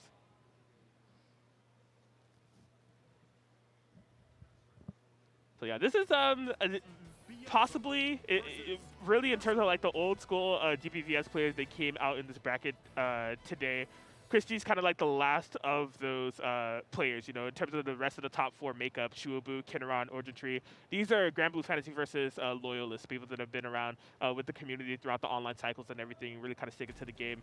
Whereas ChrisG just kind of coming back into the fray with the offline tournaments and in all the games and showing that he's able to perform in multiple of them. So we'll see if OrijinTree is going to be able to put a stop to that, just make it, GranBlue lows for the top 3, or ChrisG is going to be off the pure fundamentals, going into that top 3 territory as we go to the loser semis. Well, here we are, finally seeing the Percival coming for ChrisG. Safe jump, crossover to the other side. Zeraisen for the clean hit. Crossover to the other side. Langella Field wasn't quite able to safe jab it out. Meter about to be on deck for a clash on the scenario. Full auto combo. Tries to go for the black flag cancel. Didn't have the Langella Field though. So ChrisG is going to be able to get that lower hook for free. A ton of damage off of the SBA. Unisonic still remaining plus. Stagger pressure off, but a jump back to avoid over. Counter hit confirmed, missed out. Fortunately for ChrisG, maintaining a significant life lead and just a bit too early on the field anti-air. He had the right idea, just pulled the trigger a little bit too early for that anti-air DP. That is one solid thing about the Beelzebub anti-air, that it covers his entire body, behind him, in front of him, on top of him, wherever, but doesn't have as much as high as a vertical reach as you might want for a reversal maneuver of that kind. And ChrisG taking that first round and kind of trying to build off the ones here, but OrijinTree fighting back. Okay, that's a big DP punish. Alright, call out too far to get the wall bounce, but has the karma to use. And we see just a check coming our way. Another fuzzy match attempt coming in. And we got 3 stacks of trauma over on deck. Doubling up, 4 stacks on.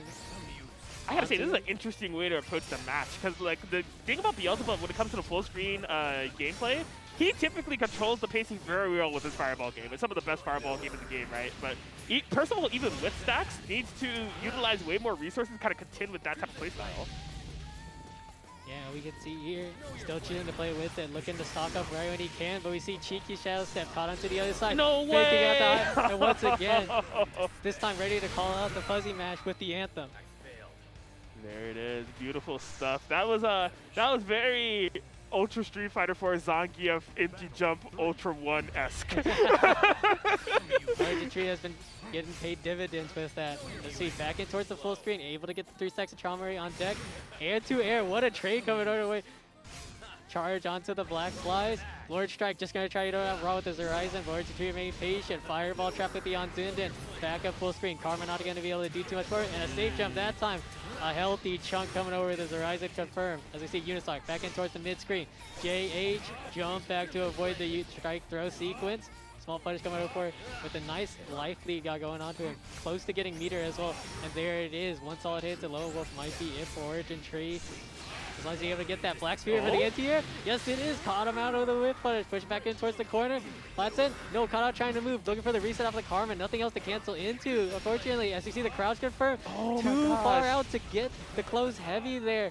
But still, advantage is over towards ChrisG. Still has the meter. Still has plenty of stacks of trauma to work with. And is maintaining the life lead.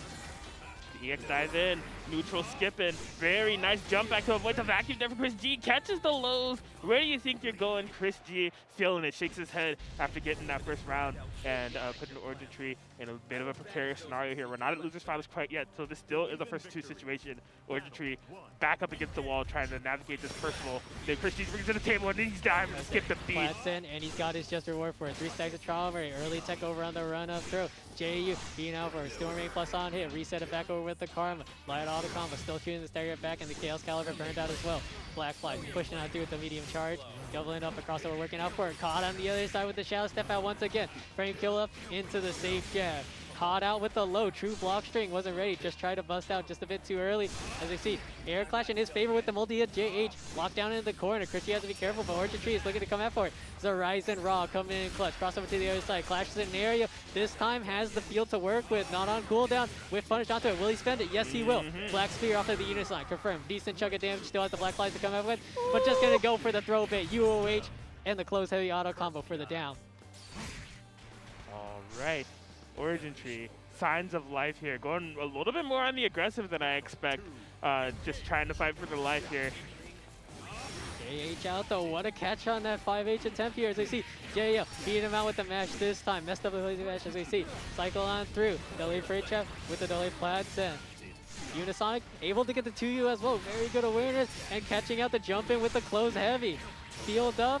Already has the meter on deck. Will he go for Anthem? No, just empty jump low. Caught him guessing out for it though. Chaos Caliber ready to block out the low this time. Black Sphere up. Did he catch out a whiff? No, not quite. What's the punch going to look like? Flats in, up. Still a good chunk of damage even done raw. Delay of field ready for the hard call out and choosing to spend out with the Lone Wolf. All right. ChrisG trying to mount this comeback. That's a good way to do it with the start of that SPA confirmation. Corner positioning as well. OrijinTree back as well, but has the life to gamble. Maybe not that much with the reversal DP. ChrisG on point. Oh my gosh, yeah, try to do one of those adrenaline comebacks, right? Where you just have that magic pixel and everything needs to be perfect from there on out. ChrisG got a couple of good calls, but wasn't able to mount the entirety of that offensive run for what it was worth. You see OrijinTree just kind of taking a little bit of a moment there. He's like, that was a little bit tense, tied up 1-1. My tournament life is on the line. This is the last game. I want that top 3. Want to join my SoCal homies. Just got to bring it together here, getting into a Zen mode. OrijinTree. We see both sides taking out the breather with it too. We'll see if OrijinTree is going to be able to keep it cool to clinch out the set, or if ChrisG is going to be able to take it from him. You see Black flies for the first strike 5, and medium Chaos Caliber with punish out with the light one. Going for the Yusong, just a bit too close. Flat Sand coming in clutch on that side here. Crossover, bad out. No link through with the Karma, but we see once again 2U, 5H, still able to get a BP hit. They jump out, empty low, right into the meaty. ChrisG able to take his turn back, counter, confirm off of the bad spot dodge with it. Crossover into the other side, frame trap, wasn't ready for the sequence. And Schneiden, denied. Love that reaction there from OrijinTree. Oh yeah, capitalize with the plus frame instantly off the teleport. It's my turn and I need it now. Universal overhead. Oh my gosh, we scrambling. We scrambling out here. I love it. The EXDP off the universal overhead. That puts OrijinTree at match point here. Oh, Chris be able to keep this cool. They're going to link through here. Backdash and a jump back over on OrijinTree's side. Charge on the Black Fly. Going to catch him trying to advance forward. Light Chaos Caliber. Once more here. Very content here. Catching out the preemptive JH. And still able to get the anti-air with the flat sand. What awareness going on by ChrisG here. No jumping punch. Plus on block here. Thought he was going to go for another flat sand. But there it is. Looking for the cancel into the Karma. Yeah, he's been so on point with those DP interruptions when need be. Both of sides really have been. Yeah, there it is. Yeah, OrijinTree saying, I've been doing that to you too, playa. How dare you? Oh my god, what a crouch for JH. Gonna get enough time to get that 5H and this Horizon. That was a healthy chunk of damage. Put him into a significant life lead. Cross up to the other side. Now it's tricky because of his jump back.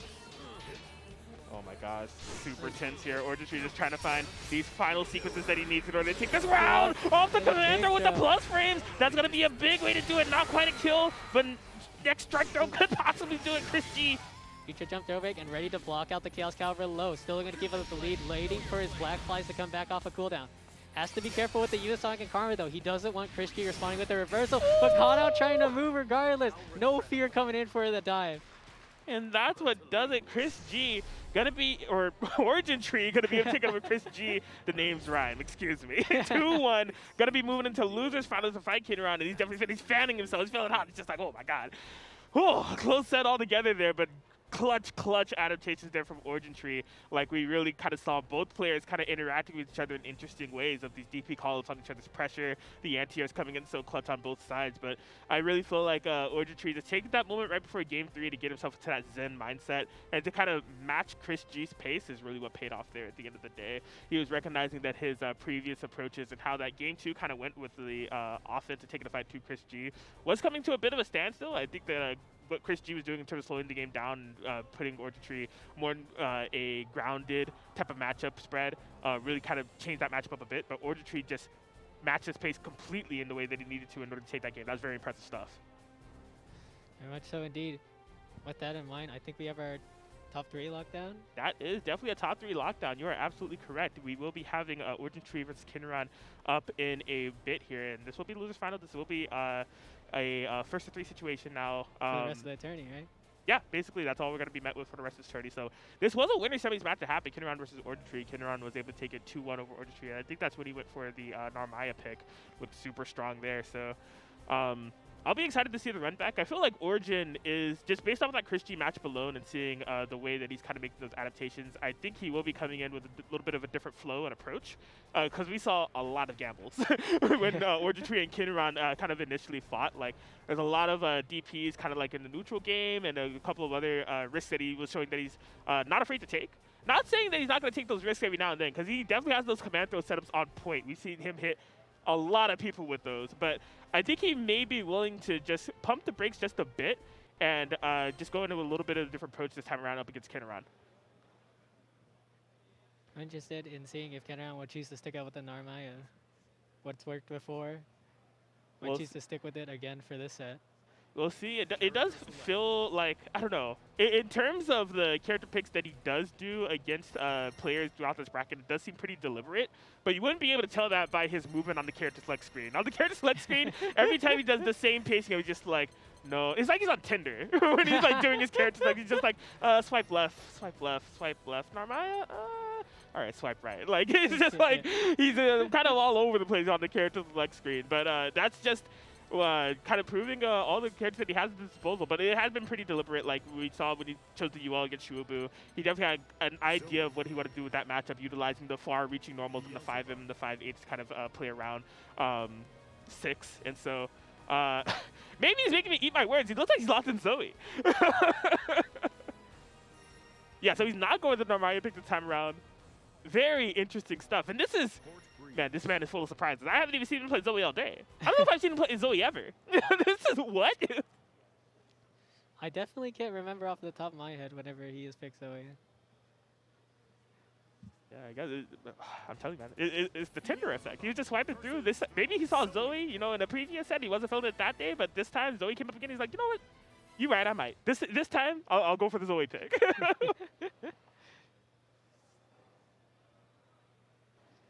All right, well, we'll see how this comes into play here. Zoe, a very strong character in the context of GranBlue Fantasy versus receiving some pretty good quality of life buffs going to this version of the game, and just a pretty solid all-rounder in terms of like having very solid normals, the dragon set play that's available, and just her overall approach to the game is very strong. Yeah, it could just be a bun check too. Indeed, indeed. But I don't know. I wouldn't be surprised if he pulled it out, to be quite honest. Like, because Kenuran, if there's anything I've learned, he is full of surprises, right? So. For sure. But yeah, it's a battle of, like I said, with ChrisG finishing in 4th there. It's solid stuff to him for being able to do so. The people that are left in this tournament are definitely the SoulCal community that is definitely stuck with the game. So saying that to say that a lot of these players have a lot of matchup knowledge against each other. Kenuran and OrijinTree, plenty of games. Both of them also have plenty of games with Shuaboo as well. So yeah, we'll just have to see how deep the mind games and the layers will go as we go into this loser's final set. Both players, the buttons have been checked. Locked and loaded. OrijinTree still looking like, just in terms of like his posture here and just like the focus, he's still looking pretty stoic. He's blocking in the really royal, regal looking white color this time around. It's almost there is the Vera. Yo, my girl is, oh my God, yo, we got Vera on the screen. Let's go. There it was. Yo, I was hoping he would do it. I was hoping he would eventually go for the Vera pick, because I know that's something that he has at his disposal. Yo, OrijinTree's kind of looking around like, yo, did he just do that? Can he pick Vera? Is this okay? Yeah, no, he has the Vera locked in. This is going to be something else. This character is so strong. Like, she has such strong normals, such a very interesting game plan as well of getting into that powered up state. You know, she can do it in one of two ways. You know, she can do it off of either utilizing the SBA to go into that powered up state. She gets access to the air stall dash and all that crazy stuff, different properties on her special moves and everything, or off of that command throw. Now, the command throw is a little bit of a riskier call. It's a very slow command throw, kind of runs up and trying to scoops you. And if you're ready for it, you know, you can DP or just jump out. But yeah, I'm excited. Kenuran Vera, huh? Losers finals, Festival of Fights. Here we go. OrijinTree Kenuran. This season, all you learn players is see catch on the spot dodge with the 5M. Already a very strong button. Push back onto the corner. Standard frame trap into the dark game. Keeping it safe on block. As you see, punish over, crossover, well-timed over with the medium black flash. Tries to get out the shed, but interrupted over with it. Lockdown in, back towards the vid screen. To get himself out of the corner. Light stars though, safe spacing from that range. Jump in, no punish on the Chaos Cavalry. See the run up denied by the Langelon field. Okay. Solid mid-range control here from Kenuran thus far. Nice anti-air from OrijinTree. Yeah, got to do the side swap conversion so he can push to the corner. Very good awareness to see that as non-counter hit. Working on both counter hit and non-counter hit. Heavy Karma is a great confirm off of the 2H as we see catching out the medium Scarlet Oath with Black Spear. Not enough to kill, but still a dire situation for Kenuran on his first one. Catching out the dash. I like it. This has been a very good control type of playstyle here from OrijinTree. And that's, like I said, you know, based off of the pacing of that ChrisG matchup and just his losers run as a whole, I feel like OrijinTree is bringing a different pacing of matchups that's going to catch Kenuran off guard initially, because really his neutral has just been super on point. There's less risk-taking and more overall just control that he's bringing to the table this time around. Well, up until that point, but yeah, it's been really solid here from OrijinTree. As we see, disrespecting the light Scarlet Oath, -5 on block, but caught him out trying to Hey, move with the meaty. Chev merge coming underway, might not even need a Grace View. Caught to the other side, trying to go for it, but we see the medium Dark Gain Link. That's another strong mid-screen combo that she'll get off of the Chev merge. Yes, when she gets that power-up state and she knocks you down and she goes with the float in the air and dashes towards you, if it's a Vera that knows what's up, you can guarantee that's going to be some type of safe jump DP-based scenario going on there. It's so tough to defend against. Her gap closing potential is absolutely insane. Kenuran show what this character's made of. Bit of an awkward scramble over on that air clash here. Fortunately for Kenuran, not able to get punished out for it. What a trade on the Blackfly, still able to get the one. And just a raw red barrel sword over on the wake up situation. Counter confirmed right into the Dark Game. Will he spend it? Red barrel sword, missing on the link, had to get the close light there, but still keep out the pressure back in towards the corner here. Dark Gain is back up, so one wall bounce, jump back to avoid on the interaction, just gonna choose to take out the Black Flies, but we see Shadow Step into anti-air. No Convert didn't have Karma, but we see standard frame trap, 2H, light Karma, will he go for it, crossover, jump back. Finally people will avoid out the Anthem, but only able to get the heavy Scarlet Oath here. Caught him on the whip throw, auto combo. Dark Gain, is he gonna be enough to kill here? Chev merge, link on through with the 5H. And that's going to be it for game 1.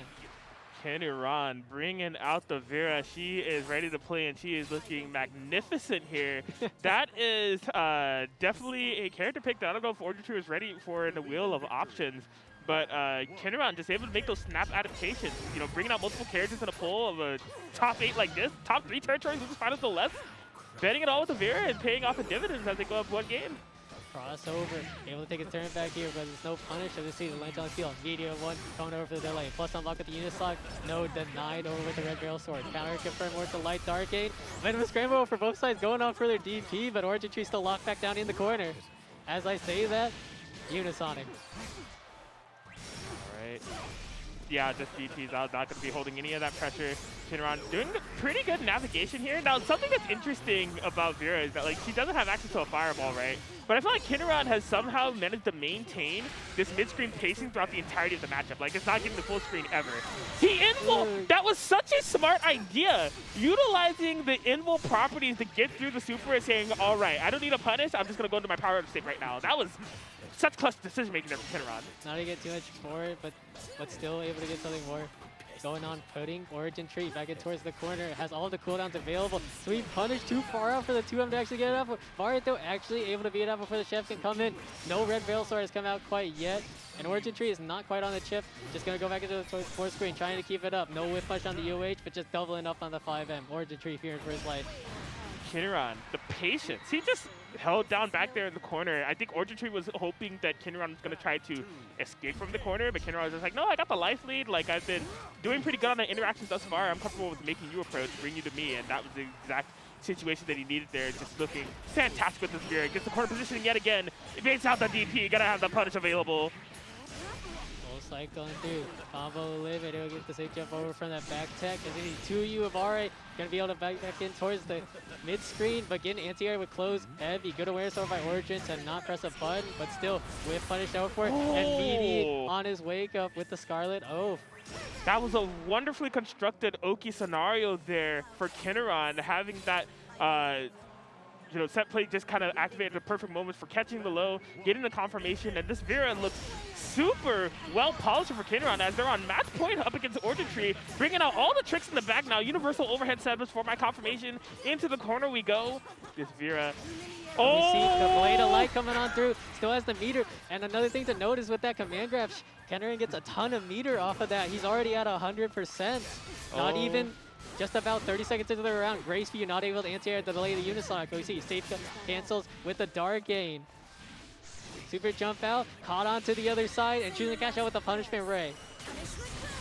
There it is. Big damage off of that SBA confirmation there from Vera. OrijinTree really kind of needing something huge here at this point, but Kenuran has shown that they're very comfortable just sitting on the life lead, forcing the approach, waiting for the mistake.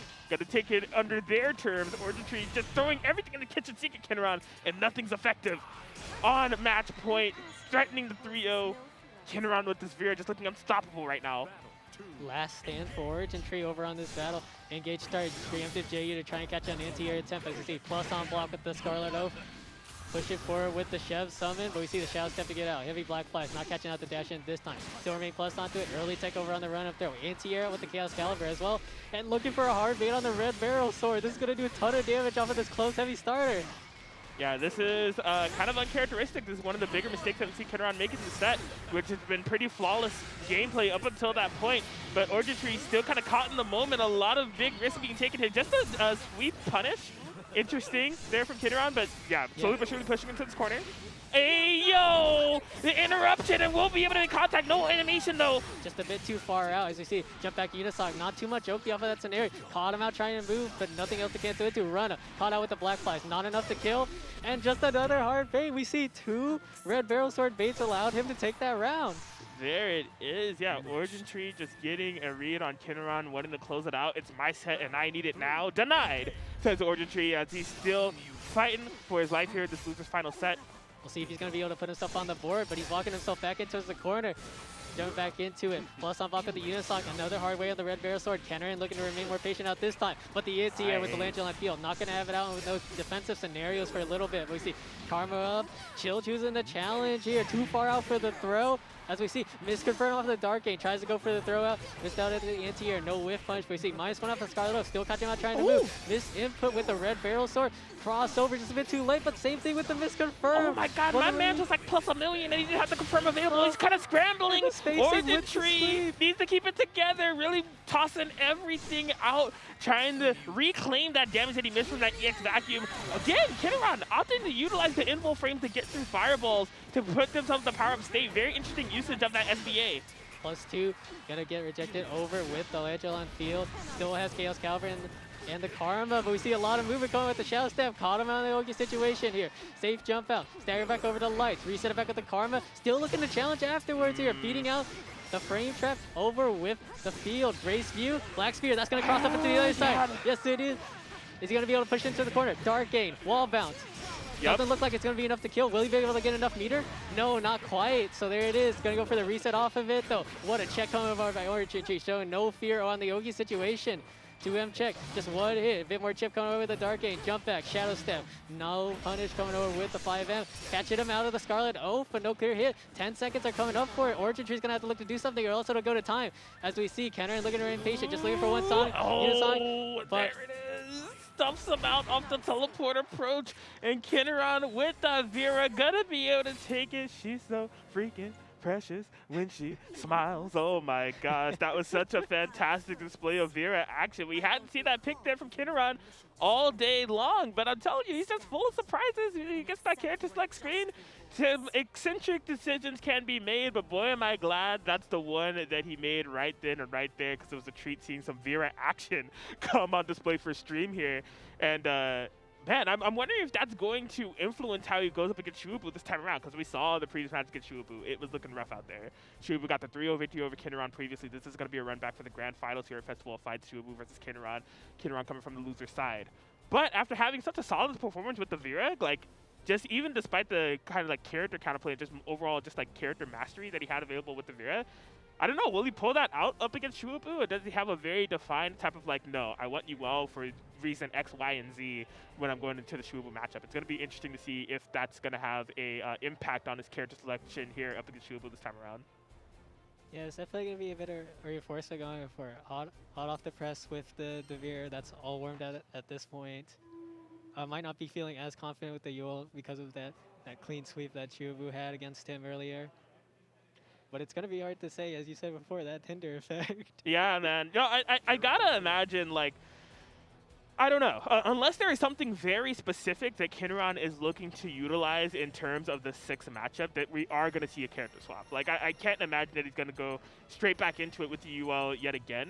Although some of the reasons that that set went the way that it did were due to some critical errors in terms of Kenuran's approach. We saw a lot of misconfirms, right? That missed SBA confirmed twice, and then just not as clean as we've been coming to know him throughout this bracket run thus far with all the characters that he utilizes. But yeah, I don't know, man. He has such a library of characters they could potentially utilize here, and Shuaboo being the strong, undisputed contender for the context of this tournament, because again, no games dropped up until this point. It's been nothing but 2-0s, nothing but 3-0s, nothing but flames and heat here for Shuaboo in terms of his bracket run thus far. So strong on the 6.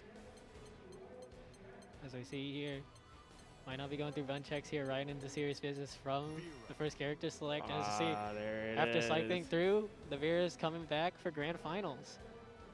Indeed, indeed. Yeah, I had a feeling that like possibly a little bit of a confidence booster from that losers finals, taking it in that fashion with the Vera. Maybe just saying, yo, if it ain't broke, don't fix it. Let's throw this at him and see how it goes. Shuaboo's a tough cookie to crack, but I may be able to make him crumble with an absolutely damaged character here that is Vera. Can't wait to see it.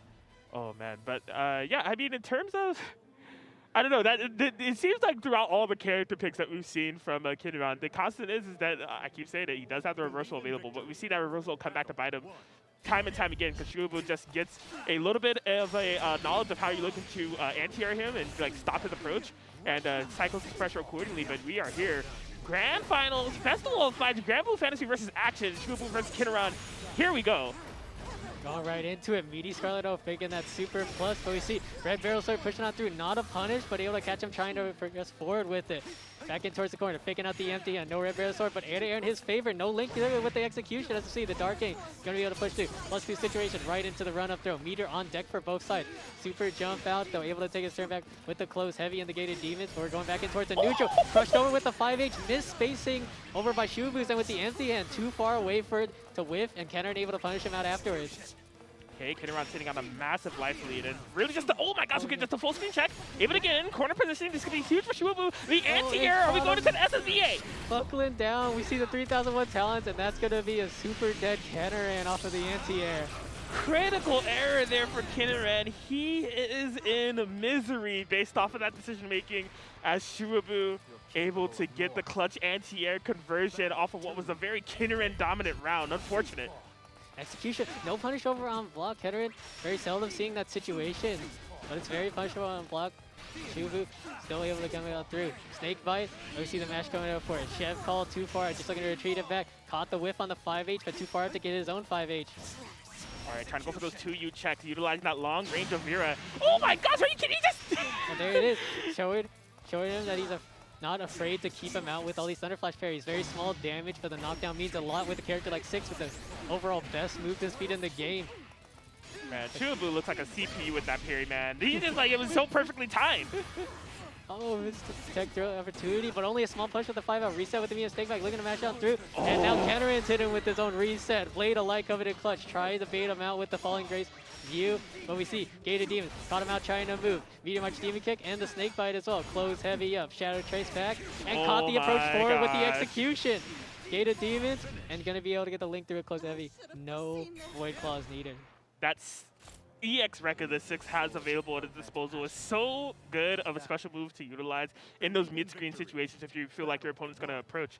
Because on hit or on block, it's pretty good. It gets you in on block, and on hit, you get to kind of carry to the corner there. We see Shuaboo utilize that fantastically. And once again, kind of thwarting the momentum potential of Kenuran. He got that big command throw.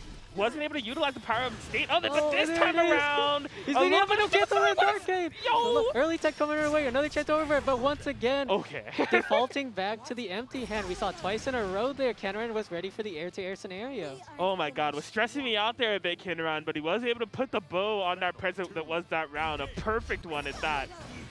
That's a big confidence he's coming over for it, though, showing no fear on that Red Barrel Sword. Heavy up, not able to get the link through, but we see faking out. Fuzzy mash going over by Shuaboo, able to take his turn back. Caught him out trying to move. Too low to the ground to get the medium arch demon kick. New perspective, not able to get anything off of that link. As we see, another one. Snake bite, walk back, doubling up once again. Close heavy, this time looking super confident, but Shuaboo ready the day. Off of the air reset, getting now the counter confirm and the crouching confirm as well. Run up throw, not able to catch out, -9 off of that, but only able to get the 5-frame punish. Link on through, no cancel into the Void Claws, but still keep out the pressure. Neutral jump throw bait, Kenuran remain patient. Early tech on the throw, knew he had to avoid out. But we see, tried to get cheeky with the Hail Mary Blade of Light, but the fake out empty hand and the jump in, it's going to allow Shuaboo to tie up the round count. Here it is. If you're Kenuran, this is a match that you do not want to lose. It won't be the end of the set, but then you're putting yourself in a situation where you need to reverse sweep against Shuaboo, a man that has not lost any games within this tournament thus far. That is a tall, tall mountain to climb. But Shuaboo looking like an awfully hot coffee pot right here. Going with the momentum here in this corner. Okay, yeah, Kenuran just DPs out. Doesn't want any of that. Successor has still been fairly good with it though. Anti-air, winning out for the anti-air with the Gate of Demons. Pushing out through, fakes out the meat, goes for the throw, needs out one more. Oh and my god, doubling the up fake for out. it though. Still gonna be able for it. Meaty up Breaking and the ankles, shimmy with the 2M. Oh my gosh, he's just pulling out all the stops right here. You can tell that he's feeling it. 2 games up to this Kenuran, and we're going to character select.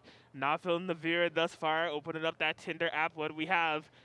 I don't know what is he gonna pull out. How do you do this? This is like unthinkable circumstances where you're in this grand finals against a player of this caliber in the firm of Shuaboo. We know about him. He's been doing fantastic in a lot of these tournaments and is just having a phenomenal performance in this one. No games lost. He's just looking as cool as a cucumber up there. Only 1 game needed to be Festival of Fights champion. All the pressure's on Kenuran. This last Tinder swipe decides it all. If he's able to get that reverse sweep of unimaginable proportions, or if Shuaboo is just going to be able to come out on top in perfect form here, and he's going Eustace. There it is, another thing that we'd seen in the past before. I was wondering if he's going to throw it out. It might still be a Super Sierra onslaught. Uphill battle, projectile of his owner, but very good at keeping up the aggression with his plus frames, but has to be very careful with it in the neutral for fear of empty hand. It's an interesting gamble to go for, because now Eustace is a character that I've seen Kenuran utilize before. Utilizing under these circumstances, you know, just context is such a big factor here. You know, huge major here in the form of Festival of Fights, and all the weight is on Kenuran's shoulders at the moment if he wants to keep this tournament presence going. And just going like Eustace, I'm pretty sure this is the first time that he's chosen it in the tournament. Pretty eccentric character pick, but I expect nothing less here from Kenuran. And he's able to do it. We've seen him make these character swaps mid-tournament before and just pull it out. But Shuaboo, I'm telling you, man, he's just been on fire. He's not going to stop no matter which character you pick. Doesn't matter who's on the receiving end. The offense is here. There it is already. Shadow Trace wanting to catch him out. Jump back and still able to get the clothesline. What a jump in. Pushing on through. Flaming Thunder still too close. Gonna get the hard knockdown. Dick over. Caught him out trying to move. Looking for the reset with the Gate of Demons. Snake bite for the plus race. Run up the row. Not looking good. New perspective faking it out though. What a late tech. Looking to call it out for it. Another snake bite. But the up forward. Man. It's just gonna get stuffed over with the Gate of Demons canceled. This is turning point for Shuaboo. Shuaboo. This would be quite the statement to make. Turning point, undisputed point, no games lost if he's able to get this singular round. We're scrambling, but I am going to get the upper hand in this scramble. It doesn't matter what happens. The corner is your home. Guess who's going to jail tonight? No escape. Making a jump in. There it is. One chance here. 2H punish, but punishable on hit. Didn't get a cancel. Wasn't ready for it. 5MM once again. Enter in Shuaboo's favor. FDN still to block it out. Plus on block with a snake bite. Late tech coming over with the run up throw. There frame trap as the counter and confirm. Full auto combo execution. Archdemon kick and the snake bite. Full out. No enlightenment. No void flash. Doesn't go for it. But we see just a standard frame trap Beat him up. to stuff him out. Shuaboo. 3-0 victory over Kenuran. Gonna be your Festival of Fights GranBlue Fantasy versus Champion. But it almost feels like just saying that is an understatement of what Shuaboo was able to achieve here. He lost no games. Every single set was a 2-0, 3-0 in his favor, just proving some of the dominance when it comes to West Coast GranBlue and North American 6-play. That was a very, very impressive showing there from Shuaboo. He absolutely earned it. What a player there, man. That was insane. And I'm definitely excited too because I know he's not going to stop here on the train. West Coast Major taking it out for him, but he's going to be continuing on to Winter Showdown as well, I believe. Yeah, coming up soon here, you know, the just kind of tournaments that we have coming up in terms of just GranBlue Fantasy versus overall with offline majors. Shuaboo has been a constant face that you've been seeing at the CEOs, at the Frosty Faustings, and now of Victor here at Festival of Fights, a pretty stacked tournament in its own right. So fantastic stuff to Shuaboo. The grind has been there, and I'm really, you know, it's a welcome sight to see that he was able to cap out the victory in such a convincing fashion here at Festival of Fights. Super, super solid stuff with that 6-play. And just an amazing bracket here overall for Fantasy, GranBlue Fantasy versus Festival of Fights action. Spiral, you're killing it on the mic, man. I love your play-by-play over there. I'm just like, yo, fantastic stuff. It's great to have you too as my co-commentator cover for me in the other situations. Yes, if you want to relive that action, see how this all kind of shaped out, be sure to check out the bracket and all the other brackets that we have here at Festival of Fights. That Matcherino, there is a Matcherino available as well. Exclamation point Matcherino if you want to show some love for the players here at Festival of Fights for GranBlue Fantasy Versus. It's not just GranBlue that we have here at Festival of Fights. It's a Festival of Fights for celebrating all the fighting games, and there's more coming up here at twitch.tv/Tampa Never Sleeps coming up next. We do have the Melty Blood top 8 that's being deduced, so we'll be bringing that over to you guys shortly here. But yeah, man, Festival of Fights has been crazy. Riverside, California, we are coming out swinging, and it's been some amazing fighting game action going on here. Spiral, I thank you for joining me on the mic today, man. It's been awesome. Sentiment is returned. Good to see you. Okay. So yes, don't go away, you guys. Melty Blood top 8 is going to be coming here shortly. You don't want to miss it. Festival of Fights here in Riverside, California. Keep it locked.